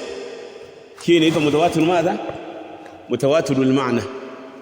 Na ama mutawatirul lafzi ni ile hadithi ambayo yani kwa mfano ni qadhiya miongoni mwa qadhaya. Kwa mfano rafu al-yadaini fi du'a, kunyanyua mikono miwili wakati wa dua. Utakuta kwa mfano Badr, anakuja sahaba, kwa mfano Abdullah ibn Mas'ud anasema da'a an-nabiy sallallahu alayhi wasallam fi Badr farafa'a yadayhi. Anakuja Abdullah ibn Amr ibn al-As anatuambia da'a an-nabiy sallallahu alayhi wasallam fi Uhud farafa'a yadayhi. Anakuja Abdullah ibn Abbas da'a an-nabiy sallallahu alayhi wasallam fi مثلا في sulh Hudaybiyah farafa'a yadayhi. Anakuja labda Abdullah ibn Umar anasema da'a an-nabiy sallallahu alayhi wasallam du'aan fi Arafah farafa'a yadayhi. Anakuja labda mwingine anasema labda katika nani vita Ahzab da'a an-nabiy sallallahu alayhi wasallam fi al-ahzab fi ghazwat al-Khandaq farafa'a yadayhi. Tukikusanya yale matokeo da'a farafa'a yadayhi, tunakuta ile maana yake yablughu hadda tawaturi, inafika katika hadi ya mutawatir. Tunasema hii ni mutawatirun maana walaysa mutawatiran lafdhan. Sawa mashaka wangu? Kwa hiyo tumeona tofauti ya mutawatirun maana na mutawatir lafdha. Mutawatir lafdh ni ile ambao masahaba wote au wengi wanapokea kwa lafdhi na kwa maana, na mutawatir kimaana lile tukio moja limemtokea mtume mara nyingi, tulipolikusanya tukasema hili tukio ni mutawatir, maana yake ni mutawatir. Alipokuwa sehemu fulani alifanya hivyo hivyo, na alipokuwa kule alifanya hivyo. Tunasema kama kufanya hivi ni mutawatir. Lakini ni mutawatir gani? Ni mutawatir bil maana. جيد. الحديث الأول حديث ابن مسعود قال سألت النبي صلى الله عليه وسلم أي الذنب أعظم عند الله؟ نذنب قام بأمون يكون بيد الله. قال أن تجعل لله ندا وهو خلقك، يكون فنيا الله مشريكا katika ibada hadi yakuwa amekuumba. قلت إن ذلك لعظيم، حكى hili sala ni kubwa. ثم أي kisha kitu gani؟ قال أن تقتل ولدك takhafu ayat'ama ma'ak, kumuua mtoto wako hali ya kuwa unaogopa asije kala na wewe. Yani kwa maana zamani walikuwa naua watoto wao kwa kuogopea ufakiri. Thumma qultu thumma ay, qala antazniya halila tajarika, ni kule kumzini halali wa jirani yako, mke wa jirani yako, jambo ambalo alifai kwa sababu ni haribu jirani, ni katika madhambi makubwa. Hadithi Abi Huraira anna Rasulullah sallallahu alaihi wasallam qala, hadithi Abi, inna Allah yarda lakum thalatha, hakika Allah subhanahu wa ta'ala anakudhieni mambo matatu, wa yakrahu lakum thalatha, na anachukia kunini mambo matatu. Yarda lakum an ta'buduhu wa la tushriku bihi shay'an, anakuridhieni kumwabudu yeye Allah na wala msimshirikishe na kitu chochote. Hadithi ya tatu, an Abi Hurairah radhiyallahu anhu aidan anna Rasulullah sallallahu alayhi wasallam qala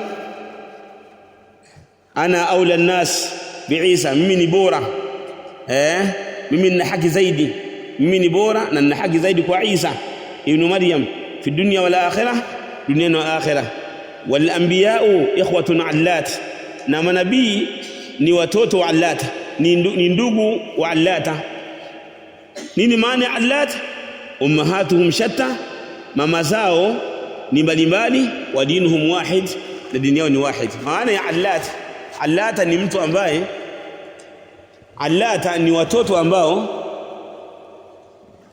ambao kila mtoto na mama yake, sawa. Allat ikhwatun allat ni watoto ambao ni ndugu, lakini kila mtoto ana nani? Ana mama yake, lakini baba yao ni nani? Ni mmoja. Sasa hii mtume akaifananiza na nani?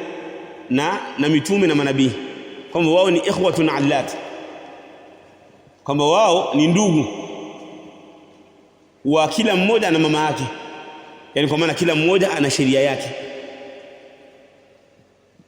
lakini wote dini yao ni moja, yani itikadi, mambo ya kiitikadi ni yale. Ndio maana kusema dinuhum wahid, dini yao ni moja, yani itikadi ni moja, kwamba Allah yuko juu, kwamba kuna mizani, kwamba kuna janna, kuna nar, kwamba kuna kadha na kadha. Lakini akasema hivi dinuhum wahid wa shari'atuhum mutafarriqa, na sheria zao zinatofautiana. Kama ilivyokuja katika baadhi ya alfadhi, akasema kama nahnu ma'shara al-anbiya abna'u allat, sisi kwa muungano la manabii ni watoto wa allat. Dinuna wahid, dini yetu ni moja, wa shari'atuna mutafarriqa, na sheria zetu ni tofauti tofauti. Naam, mtume na mtume au nabii na nabii wanaweza kushirikiana na mwenzake katika sheria moja, lakini baadhi ya sheria zinakuwa zinatofautiana. Wa idha ta'ammalna hadhihi al-ahadith thalatha, tukizingatia hizi hadithi tatu, wahala lana dalalatuha ala al-aslain, zitadhihirishia sisi kujulisha katika asili mbili, dalalatan dhahira, dalili ya wazi, dalili ambayo dalalatan dhahiratan daliya, ambayo ni wazi. Wajhu dhalika anna hadhihi al-ahadith ittafaqat ala ma yati. Awalan, hizi hadithi zote zimekubaliana, lazima kusanyika katika yale yafuatayo. Moja, wujubu ikhlas ad-din lillahi subhanahu wa ta'ala. Thaniya, anna ash-shirka huwa a'zamu dhanbin usiya Allah bihi. Thalithan, أن دين الأنبياء واحد فظهر بهذا البيان يكذلك katika hii bayan أن هذه الأحاديث متفقة kama hizi hadithi zimekusanyika ma'al ayati na pamoja hizi aya katika maana kabla zotajwa kabla yake. Wa bihadha la'allakum adraktum, huenda nyinyi mmediriki anna da'wata ila wahdati al-adyan, kwamba da'wa ya kulingania katika dini moja min abtalil batil, ni kadhabati batili kubwa. Wadhalikum, na hivyo anna Allah subhanahu wa ta'ala ma ba'atha Musa, kama Allah subhanahu wa ta'ala hakumtuma Musa sallallahu alayhi wasallam bil yahudiyya, kwamba hakumtuma Musa kwa Uyahudi, kwamba alete dini ya Uyahudi. Falyahud, mayahudi, alamun, ni jina ala fi'atin min bani Israil, katika kundi katika bani Israila. Hum muhadifatun at-Taurat, wao wameipindisha Taurati min ba'di Musa, baada ya Musa wao mayahudi wameharibu. Wakati kana minhum lahu sallallahu alayhi wasallam, yani Musa, na walikuwa wao kwa huyu Musa fi hayati, katika maisha yake, min al-adha wal-inad, wanamuudhi na ni wakaidi, wanamfanyia ukaidi. Wa mukhalafatihi jiharan, na wakimkhalif kwa uwazi.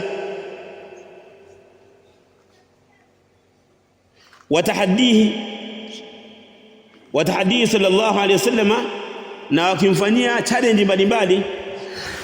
Fasabara, akasubiri. Wasabara, na akawa ameshikamana na subira. Wa ayatul Qur'an allati tadhakkara, wa ayatul Qur'an allati tadhkur makhazi alqaum, na aya za Qur'an ambazo zinataja fedheha za watu hawa, anil yahud min bani Israil, kathiratun akthar min an tuhsa, ni nyingi zaidi, haziwezi kudhibitiwa. Kama anna Isa sallallahu alayhi wasallam ma ba'atha Allah bin nasraniyya, pia Isa Allah hajamtuma kwa Ukristo. Fa nasraniyya fi'atun ukhra, ni kundi jingine min bani Israila, katika bani Israila. Harafat al-injil, waliharibu injili na wakaipindisha. Alladhi jaa bihi Isa, ambaye amekuja nayo Isa min indillahi azza wa jalla. Fakilta taifatayn min bani Israil, haya ni makundi mawili katika bani Israil. Muhadifatun lima anzala Allah, inapindisha yale aliyoteremsha Allah subhanahu wa ta'ala ala nabiyiha, kwa mtume wake sallallahu alayhi wasallam, min kitabin, katika kitabu. Waja'ala fihi alhuda wan nur, amejalia huda na nur, wal mau'iza na mau'iza. Fakaifa billahi alaykum takunu alyahudiyya wa nasraniyya diyanatayn, vipi kama vitabu vyao vishaharibiwa, vipi tuhesabu kama Uyahudi ni dini, na vipi tuhesabu kama Ukristo ni dini samawiyatayn, kwamba zinatoka juu. Wa kaifa narudha, vipi turidhie bid'awati ila wahdati al-adyan, kulingania katika da'wa ya umoja wa dini. Fala yaghurrannakum man yad'u ilayha, wasikughuri wale ambao wanalingania katika hayo. Walau kana minna, hata kama ni katika sisi. Wayatakallamu bi alsinatina, na hata kama wanazungumza katika ndimi zetu. Kwa hiyo hatuwezi kukubali masala kama haya. Na Mtume sallallahu alaihi wasallam kuonyesha kwamba Wayahudi ni makafiri na manaswara, na kwamba wataingia motoni.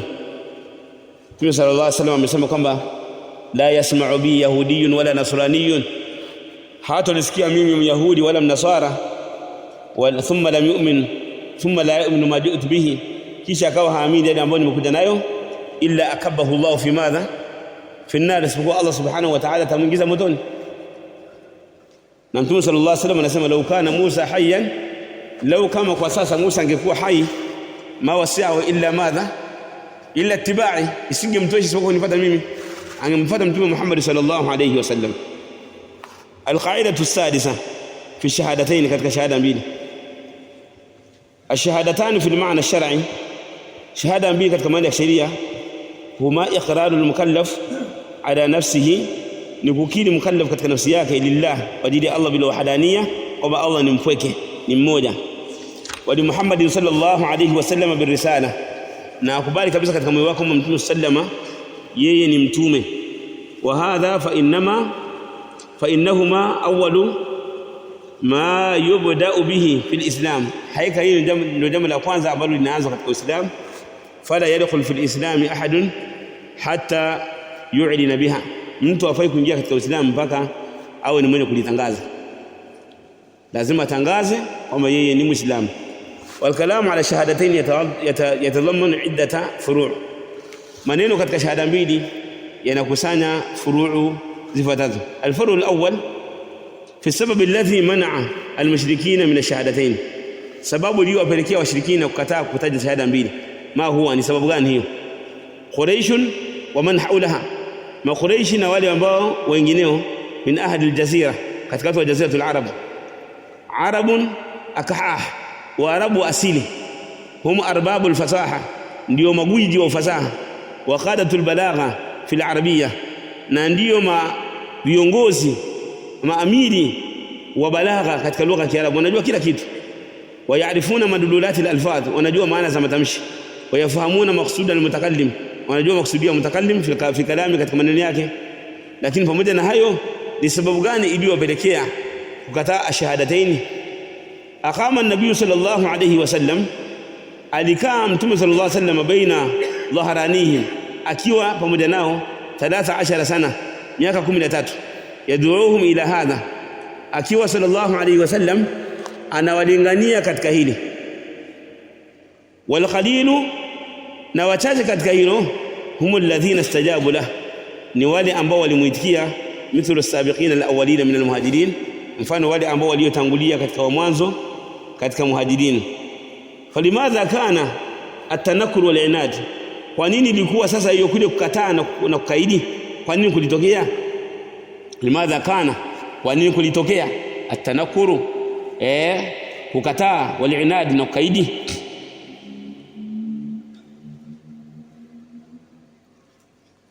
Bali anasema bal wa nabzuhu sallallahu alayhi wasallam bi absha'il alfaz, bali na kumtubia mtume sallallahu alayhi wasallam matamshi mabaya na matusi, kasahidi, wakamuita ni mchawi, walkahin walmajnun wa ghairi dhalika min alalqab, na maneno mengineo, na wakamuita majina mbalimbali katika hayo. Asababu wadih, wa huwa annahum ya'lamun anna man qala la ilaha illa Allah, kwamba wao walijua kwamba mwenye kusema la ilaha illa Allah, hakuna mwenye kuabudiwa kwa haki isipokuwa Allah, alzama nafsahu bimufasalati alaliha, atailazimisha nafsi yake kuachana na kuwatenga miungu asiyekuwa Allah, wa musaramatiha, na kuwakata, wa khali'i ibadatiha, na kuachana na kuabudu, wa ibtaliha, na kuzibatilisha. Walijua hilo. Sasa la ilaha illa Allah, achana kina Lata, Uzza, Manata, Suwaa, Yaghutha wa Yauka wa Nasra na wengine wote, achana nao. Hilo swala walijua hilo. Falam yafahamu anna maana la ilaha illa Allah annahu huwa al-khaliq ar-raziq al-mudabbir, hawakujua maana hiyo, kama maana ya la ilaha illa Allah kama ni yule mwenye kuumba, mwenye kutoa riziki, al-mudabbir, kama alivyotafsiri kina Sayyid Qutb, hawa maikhwanul muslimin. Wa Sayyid Qutb ametafsiri la ilaha illa Allah kwa maana ya la khaliqa illa Allah, hakuna muumba. Kama ndivyo, ina maana wao washirikina hawakupigana na mtume kwa sababu ya kwamba labda walikuwa wanakataa kwamba Allah hayupo, kwamba Allah hakuumba. Hawakupigana naye kwa sababu hiyo, walipigana naye kwa kusema kwamba, kwa kuwalazimisha mtume kuambia kwamba muabuduni Allah peke yake. Mpaka wakasemaje?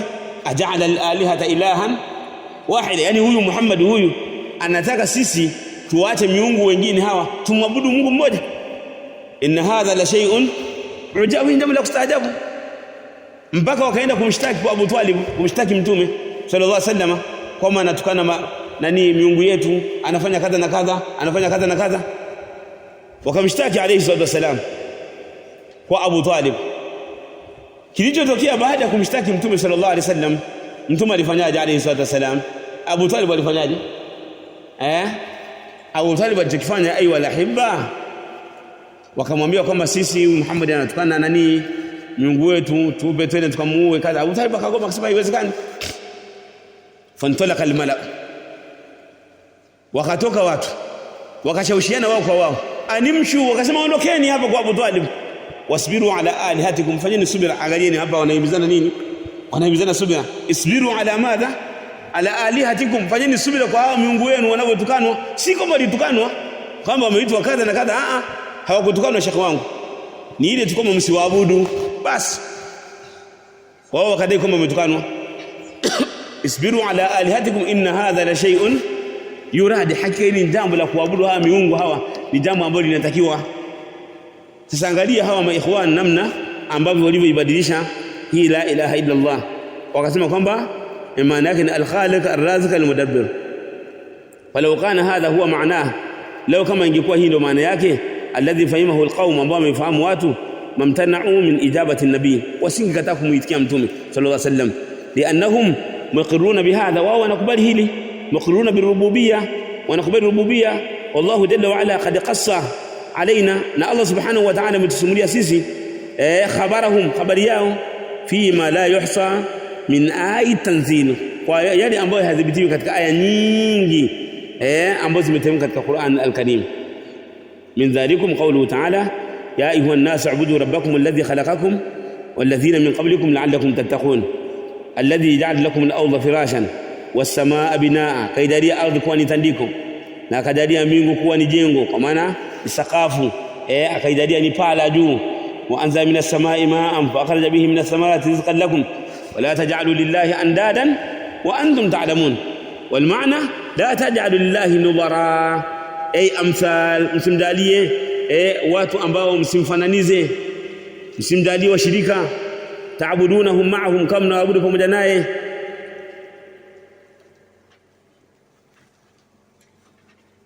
Akasema watamhudhunahum almahabba, watamhudhunahum almahabba, na mkawa mnawafanyia ikhlas kwa mahabba, kama tuhibuna Allah, kama mnampenda Allah. Wa antum ta'lamuna annahu la nidda lah, na nyinyi mnajua kwamba yeye hana mshirika fi hadhihi al-ashya'i al-madhkura, katika haya mambo yaliyotajwa. Khatabahum Allah subhanahu wa ta'ala bidhalik li'annahum muqirruna bi anna Allah wahdahu huwa al-mutafarrid bi hadhihi al-ashya'. Allah aliwapa dalili na akawalazimisha hoja kupitia tauhid madha ar-rububiyyah, kwamba Allah ndiye anayeumba, kwa sababu wanakubali kwamba Allah ndiye anayeumba, Allah ndiye anayetoa riziki, wanakubali Allah ndiye malikul muluk, ndio mfalme wa wafalme, wanakubali. Akamwambia kwa hiyo msiabudu kinyume changu mimi, kwa kuwa sina mshirika katika mambo ya kuumba na mambo ya kutoa riziki na mambo ya kufisha na kuhuisha, vile vile sina mshirika katika kuabudiwa. Akawa anawapa hoja hiyo Allah subhanahu wa ta'ala. Wa min dhalikum qawluhu jalla wa ala wala in sa'altahum, law kama tawauliza man khalaqa as-samawati wal arda yaquluna Allah. Falqaumu muqirruna birrububiyyah, wanakiri kuhusiana na kumbakishia Allah ibada, kumbakishia Allah nini? Uungu au bwana, kama Allah ndiye aliyeumba. فما ذكر الله الربوبية في القرآن إلا ليلزم القوم بالألوهية أو ليلزم القوم بالألوهية. الله hajataja rububia katika Qur'an ili awalazimishe watu hawa waweze kukubali tauhid ya ibada, kwamba Allah anataja mambo wanayokubali, kwamba wao wanakubali kwamba Allah ameumba, Allah anatoa riziki, Allah anafanya kadha. Haya yote wanakubali kwamba Allah anafanya, wote washirikina wale. Sasa Allah anayataja haya ili awalazimisha, waambie kwamba jamani, kama mnayakubali haya na hakuna yoyote ambaye anaweza kuyafanya isipokuwa mimi, kwa hiyo ni lazima pia mniabudie mimi peke yangu ambaye nayafanya haya, hali ya kuwa sina mshirika. فالمشركون عرفوا هذا. طيب أعزم فالقوم مقرون بالربوبية، فما ذكر الله الربوبية في القرآن إلا ليلزم القوم بالألوهية وهي إخلاص العبادة له. هذا معنى لا إله إلا الله باختصار. إنه معنى لا إله إلا الله باختصار، وهو أنه لا معبود بحق إلا الله، hakuna mwenye kuabudiwa kwa haki isipokuwa Allah. Falmushrikuna arafu hadha, washirikina walijua hili. Fama qalaha abtalu kullu ma'budin, faman qalaha, mwenye kulisema abtala kullu ma'budin siwa Allah, atabadilisha kila kinachoabudiwa kinyume cha Allah subhanahu wa ta'ala. Yani ukisema la ilaha illa Allah, kila kinachoabudiwa kinyume cha Allah lazima uwe umekibatilisha. Au mimma yazidu hadha almaana, katika yale ambayo yanaongezea maana hii, maruya anna Rasulullah sallallahu alayhi wasallam qala li Husayn walidi Imran, mtume alimwambia Husayn ambaye ni mzazi wake na Imran ibn Husayn radhiyallahu ta'ala anhuma, kam ta'budu, kam ilahan ta'budu, ni miungu wangapi unaabudu? Qala sab'a, kasema ni saba. Sittatun fil ardh, watu sita ardhini, wa wahidatun fis samaa, na mmoja mbinguni. Qala fa ayyuhum ta'bud, fa ayyuhum ta'uddu li raghabatika wa rahabatika, ni yupi katika wao ambaye unamzingatia katika shauku ya yale ambayo unayataka na unakuwa unamuogopa? Qala alladhi fi samaa, akasema yule ambaye yuko mbinguni ndiye ambaye namwabudu raghabatan wa rahba. Qala ya Husayn, ewe Husayn, ama innaka law aslamta ama wewe hakika ukislimu, allamtuka kalimataini, nitakufundisha maneno mawili, tanfa'anika, maneno mawili yatakuwa ni yenye kufaa. Qala falamma aslama Husayn, aliposema Husayn, qala ya Rasulullah allimni alkalimataini allataini wa'adtani, nifundisha maneno mawili ambayo uliniahidi kunifundisha. Qala qul allahumma alhimni rushdi, ya Allah nakuomba unifundishe mwongozo wangu, unipe ilham, uniongoze katika mwongozo wangu. Wa'idhni min sharri nafsi, na unikinge kutokana na shari ya nafsi yangu. Ama almaana almawsud, ama maana iliyo kwa wazi ya la ilaha illa Allah ambayo imefanuliwa zaidi ya la ilaha illa Allah, fa innahu bi'tibari almurakabain alladhaini tarakkaba minhuma hadhihi alkalima. Hii ni kuzingatia sentensi mbili ambazo zimepandana katika hili neno la ilaha illa Allah. Fahiya jumlatun, nao ni jumla, fala ilaha nafiyatun jamia ma yu'badu min duni Allah. La ilaha illa Allah maana yake ni kupinga kile ambacho kinaabudiwa kinyume cha Allah subhanahu wa ta'ala. Wa illa Allah muthbitan lilibadati wahdahu, ni kuthibitisha ibada kwamba anaabudu Allah peke yake. Fa kullama annahu la sharika lahu fi mulki, kama ambavyo Allah hana mshirika katika ufalme wake, kadhalika la sharika lahu fi ibadati, vile vile hana mshirika katika ibada zake Allah subhanahu wa ta'ala. Fa idhan, kwa hivyo basi bana bihadha anna alqauma ma ankaru ala nabii sallallahu alayhi wasallam da'watahum, kwamba watu wale washirikina hawakumpinga mtume sallallahu alayhi wasallam da'wa yao alipowalingania ila alqawli biha, kuitamka hii la ilaha illa Allah bihadhihi alkalima la ilaha illa Allah, illa liannahum yaarifuna maanaha tamaman bastan wa ikhtisaran, wanajua hili neno kwa utimilifu na kwa upana kabisa na kwa ikhtisar. Wa ala hadha fa inna man nadhaqa la ilaha illa Allah qawlan wa amalan wa i'tiqadan, mwenye kusema la ilaha illa Allah kwa maneno, matendo na itikadi, aliman bimaanaha, akiwa anajua maana yake, amilan bimuqtadaha, akiwa anaifanyia kazi muktadha wake, yale mambo ambayo ni wajibu kwa ajili ya la ilaha illa Allah, haqqaqa tajdid at-tauhid lillahi wahdahu, haqqaqa tajdid at-tauhid lillahi azza wa jalla, atakuwa amehakikisha kumbakishia Allah subhanahu wa ta'ala tauhidi peke yake. الفرع الثاني في شهادة أن محمد رسول الله، فرع ya pili ni shahada ya kushuhudia kwamba mtume Muhammad sallallahu alaihi wasallam ni mtume wa Allah. هذه الشهادة ليست مجرد كلمة ترددها الألسن. Hii shahada sio mujarrad wa mtu kutamka tu akawa anaradidi, anatamka mara kwa mara kwa maneno yake, watadhaharaku biha ashufah, na akawa anatamka yale midomo yake miwili, bal hadha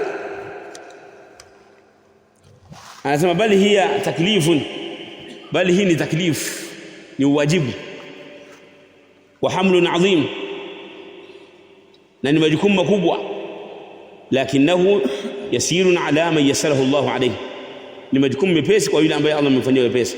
Wadhālika anna al-mukallafa an-natiq, yule mukallafu ambaye ametamka biha hii kalima la ilaha shahadatu anna Muhammad rasulullah, yalzamuhu arba'atu umur, yanamlazimu mambo mangapi? Manne. Wala tatahaqqaq law hadhihi shahada ani shahadatu anna Muhammad rasulullah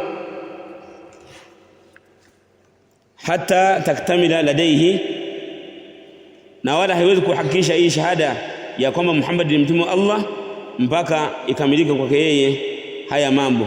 Wa hadhihi al-umur, na haya mambo lazima yahakikishe.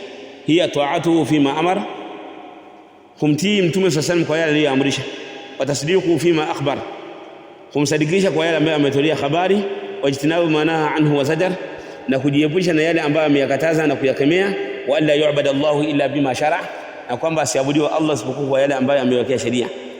Faman kamala hadhihi al-umur al-arba'a, mwenye kukamilika kwake mambo haya manne, kana muhaqqiqan fi shahadati nabii sallallahu alaihi wasallam, atakuwa muhaqqiq katika shahada yake ya kumshuhudishia mtume sallallahu alaihi wasallam birisala, amemshuhudia mtume kwa risala kwamba yeye ni mtume.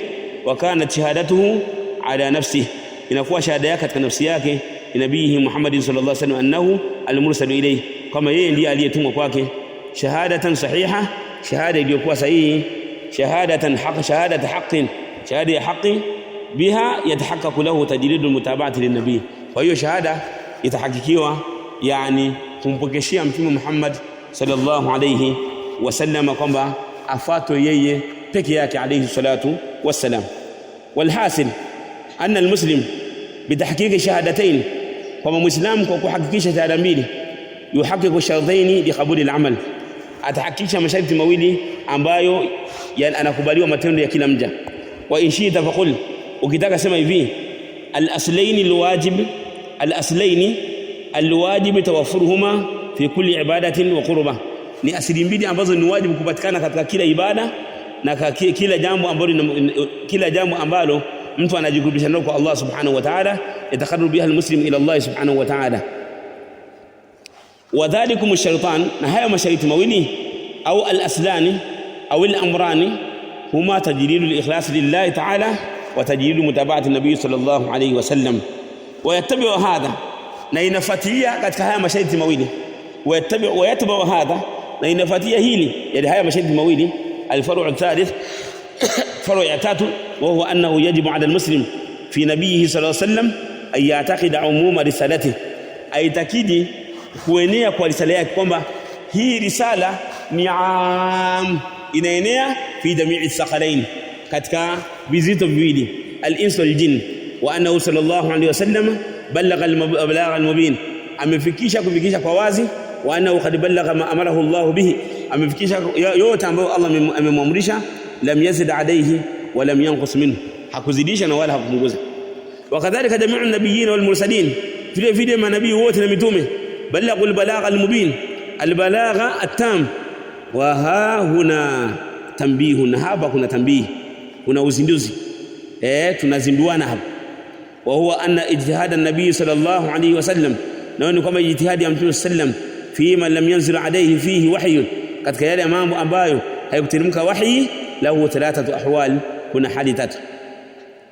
Ihdahuma ay yanzil al-wahy bimuwafaqatihi, uteremke wahi kumwafiki mtume sallam, fa hadha shar'un lana, hii ni sheria yetu. Wa thanihima ay yasqutu anhu al-wahy, wahi unamazi, wa hadhani shar'un biittifaq, na hii pia ni sheria yetu kwa makubaliano ya wanachuoni. Yani mtume amejitahidi lakini haikuja wahi kusema kwamba hapo umekosea. Tumeona vizuri hapo. Hii pia ni nini? Ni sheria yetu pia. Wa amma ayasqutu anhu alwahy, wa hadha shar'un biittifaqi walakin laysa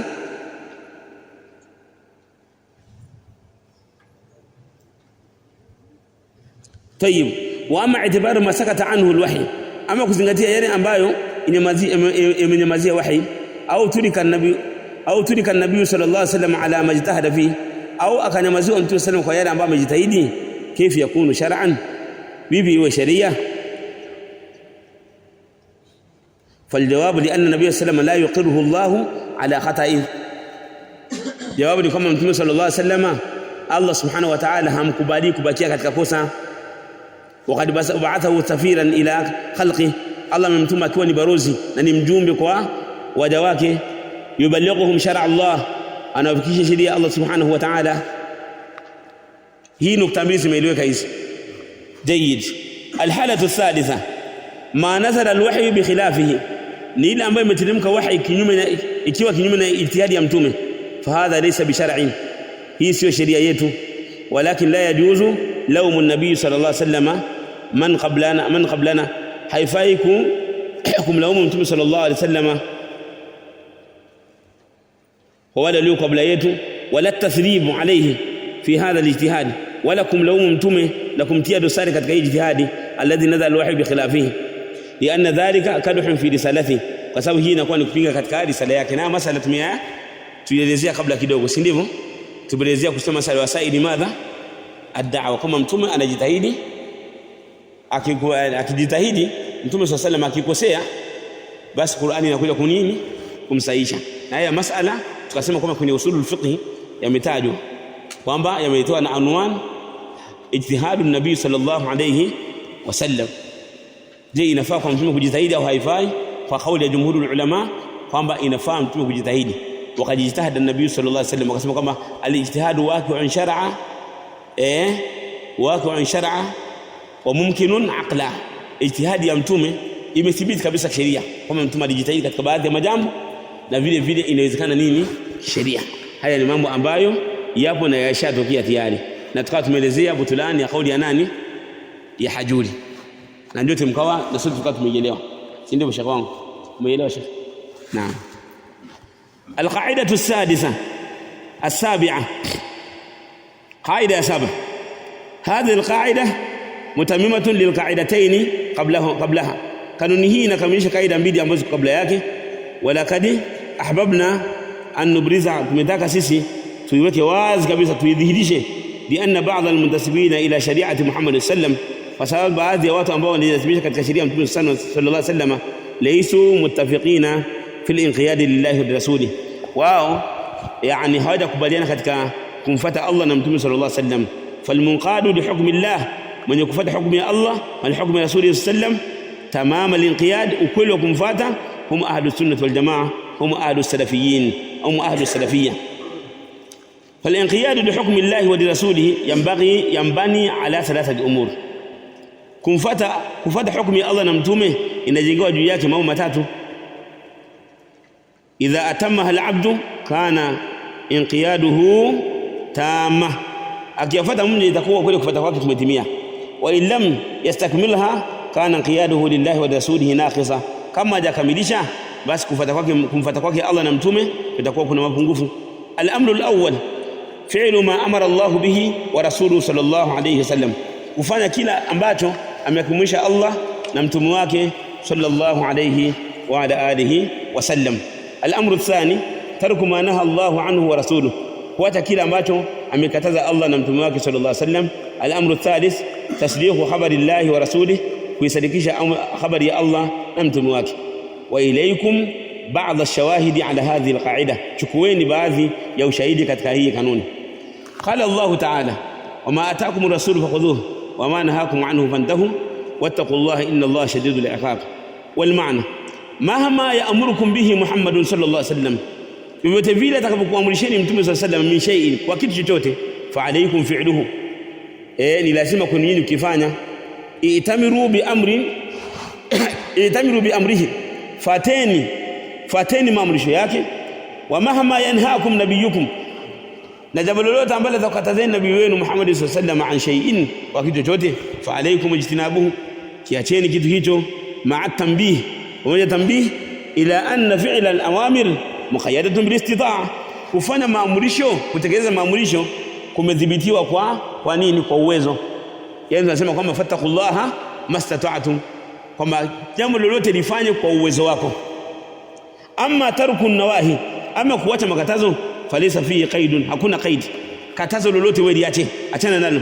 Fa fi alhadith sahih ma amartukum bihi fa'tu minhu mastata'tum wa ma nahaytukum anhu fajtanibu, kuacha hakuna gharama, lakini kufanya ndio kuna nini? Kuna gharama. Tungeambiwa hivi nyoeni ndevu, kuna wengine wangefanyaje? Kuna wengine wangeshindwa shekhi, kuna wengine wangeshindwa kunyoa ndevu shekhi. Kwa nini?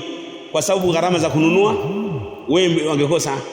Lakini ukiambiwa kwamba acha usinyoe ndevu, nikuziacha tu, wala hata kama alivyosema Sheikh Fauzan kwamba wala sio nzito. Au mnasemaje Sheikh wangu? Sio nzito. فالواجب على المسلم أن يفعل أوامر الله ورسوله صلى الله عليه وسلم ما استطاع ذلك، ayafanye hayo kwa uwezo wake. Wama ajaza anhu min al-awamir fallahu afuwun karim, yale ambayo ameshindwa Allah ndiye ni mwenye msamaha, ni karim, ni mkarimu, kama akhbara nabii sallallahu alayhi wasallam. Kama annahu yajibu ay yabta'id 'an an-nawahi, kama ambavyo ni wajibu pia ajiweke mbali na makatazo. Fa hiya maharimullahi wa hima, ni maharamisho ya Allah subhanahu wa ta'ala na ni mipaka yake. Hima ni ile mipaka, ni ile ardhi ambayo imetengwa. Kwa mfano serikali, kuna baadhi ya mikoa inatenga ardhi kwamba hii ni sehemu ya malisho ya serikali. Si hapa ipo Mtwara, yani kuna sehemu serikali inatenga eneo kubwa kwamba hili ni eneo la kulisha serikali, wewe uruhusiwi kwenda kuweka wanyama wako. Sawa?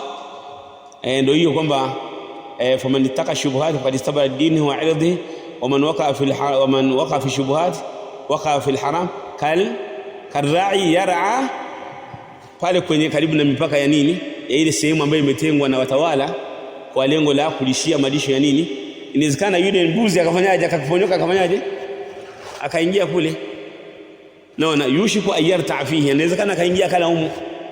Na Mtume sallallahu alaihi wasallam alitenga ardhi kwa lengo la marishio ya zile mbuzi na zile mbuzi au wanyama wa Baitul Mali. Kulikuwa na sehemu maalum ameitenga. Alipokuja Uthmani akapanua zaidi sehemu ya marishio ya wanyama wa serikali.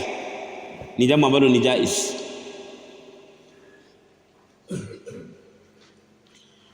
طيب وقال سبحانه وتعالى وما كان المؤمن ولا مؤمنة إذا قضى الله ورسوله أمرا أن يكون لهم الخيرة من أمرهم. وأمرا معناه شأن نشاني، وشأن يتضمن الأوامر والنواهي، inakuwa inakusanya maamrisho na makatazo. Sawa, ile kuna amri ambayo maana yake ni shani. Unajua shani Sheikh? Shani ni ile jambo, yani al-amru ambao maana yake ni shani. Sawa, ni ile ambayo ghairu mushtaq. Sawa, ambaye jamu yake ni nini? Ni umuru. Sawa, jamu yake ni nini? Ni umuru. Na ile amri ambaye maana yake sio shani, yani ambayo ni jambo kubwa. Sawa, ile jamu yake sio umuru bali nini?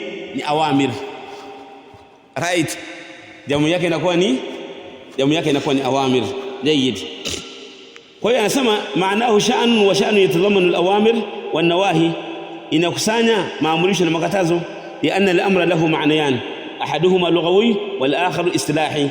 فالأمر بمعناه اللغوي يطلق على الحال والشان والفعل. hii mbele kama unataka udhibiti, sawa, hii kama unataka udhibiti mbele mashaka wangu, udhibiti sema kwamba jam'uhu awamir wala yakunu mushtaqqa, wala yakunu madha, wala yakunu mushtaqqa bal yakunu jamidan. واما الاصطلاح فهو طلب الفعل بالقول الدال عليه. اما ile ambayo inakuwa kwa istilaha ni ile talabu alfi'li bil qawli, ni kutaka kitendo kwa kauli, adala alayhi, ambayo inajulisha katika hiyo ala wajhi al-isti'la, kwa wajhi wa nini? Wa isti'la, kwamba amri inaanzia juu inakuja chini. Hapa nahitaji maelezo mengi sana, lakini muda unaondoka huo. Inshallah katika huko miaka inayokuja huko, naona inabidi nipewe siku yote na akhi shaqiqi apewe siku yote, siku 3. Tunaona vizuri mashaka wangu, au mnasemaje alhadhirun? Si ndio mashekhe? Naam, ili hiki kitabu nikisome, kama ni kitabu kingine tukisome, yani kwa maana kwa nini? Kwa utaratibu tutoe faida. Kama hapa kuna faida za kiusuli, lakini inshallah mtasoma huko katika al-usul min al-usul, katika vitabu vingine tasirul usul wa ma ila dhalika, katika vitabu vingine. Almuhim, falayatu qadiyah, yani mujiba. Falayatu qadiyatun alayka ayuha almuslim, hii aya inakuwajibisha wewe ewe muislam an tar'a amra Allah, kwamba utilie umuhimu amri ya Allah wa amra rasulihi bil fi'l, na amri ya Mtume sallallahu alayhi wasallam kwa kuifanya. Wa an tar'a nahi Allah, uchunge makatazo ya Allah, wa nahi rasulihi bitark, na makatazo ya Mtume kwa kuacha. Wala tatamahal, na wala usianze kutafuta udhuru. La tatamahal, ustafuta udhuru, unajua. La tatamahal ala dhalik. فهي بمعنى قوله تعالى يا أيها الذين آمنوا، enyi ambao mmeamini, la tuqaddimu baina yaday Allahi wa rasuli, mstangulie mbele ya Allah na mtume wake. Wattaqullah, muogopeni Allah, inna Allah samiun alim, hakika Allah subhanahu wa ta'ala ni mwingi wa kusikia na ni mwingi wa ilmu. Wa amma tasdiq ya hilo, yani kumsadikisha mtume, tasdiqul akhbar, kusadikisha habari za bwana mtume sallallahu alayhi wasallam. فهذا أيضا يجب على المسلم أن يصدق ما جاء به كتاب الله كذلك inabidi vile vile asadikishe yale yaliokuja katika kitabu cha Allah vile vile wama sahhat an bihi sunnatu rasulillahi sallallahu alaihi wasallam na yale ambayo yameshika katika sunna za Mtume sallam min al-akhbar katika akhbar sawaan kanat al-akhbar fi al-madi sawa hizo habari zote za tangu miaka iliyopita huko katika al-umam as-sabiqa katika umma zilizopita au al-mustaqbal au habari zinazokuja wa min al-akhbar ma yatadhammanu amran au nahyan katika habari kuna ambazo zinakusanya amri na makatazo. Wa tasdiq yadullu lahu qawluhu ta'ala, tasdiq inajulisha kwa hiyo kauli Allah subhanahu wa ta'ala aliposema amana rasulu bima unzila ilayhi min rabbihi wal mu'minun, ameamini mtume sallallahu alayhi wasallam, mtume kaamini yale ambayo wameteremshiwa mima unzila ilayhi min rabbi, yaliyoteremshwa kwake yeye kutoka kwa Mola wake, wal mu'minun, na waumini pia wameamini yale ambayo yameteremka kwa mtume sallallahu alayhi wasallam kutoka kwa Mola wake alayhi salatu wasalam.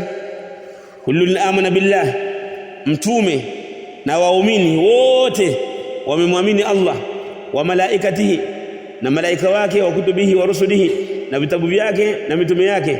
La nufarriqu baina ahadin min rusulihi, wanasema kwamba sisi hatufarakanishi, hatutengi, hatutofautishi kati ya yoyote katika mitume wake, wote tunawaamini, hatumwamini huyu tukamwacha mwingine. Waqalu sami'na wa ata'na, wakasema sisi tumesikia na tumetii. Ghufranaka rabbana wa ilaykal masir, kwamba ya rabbi tunakuomba msamaha ewe Mola wetu, wa ilaykal masir, na kwa wewe ndio mafikio ya wote. Tamat bihamdillahi hadhihi risala walhamdulillahi alladhi bi ni'matihi tatimmu salihat, wa sallallahu wa sallam ala nabiyyina Muhammad wa alihi wa sahbihi ajma'in. Wa kana al-faragh min مراجعتها صباح الأحد 21 من رمضان عام 32 و400 وألف من الهجرة. والله تعالى أعلم.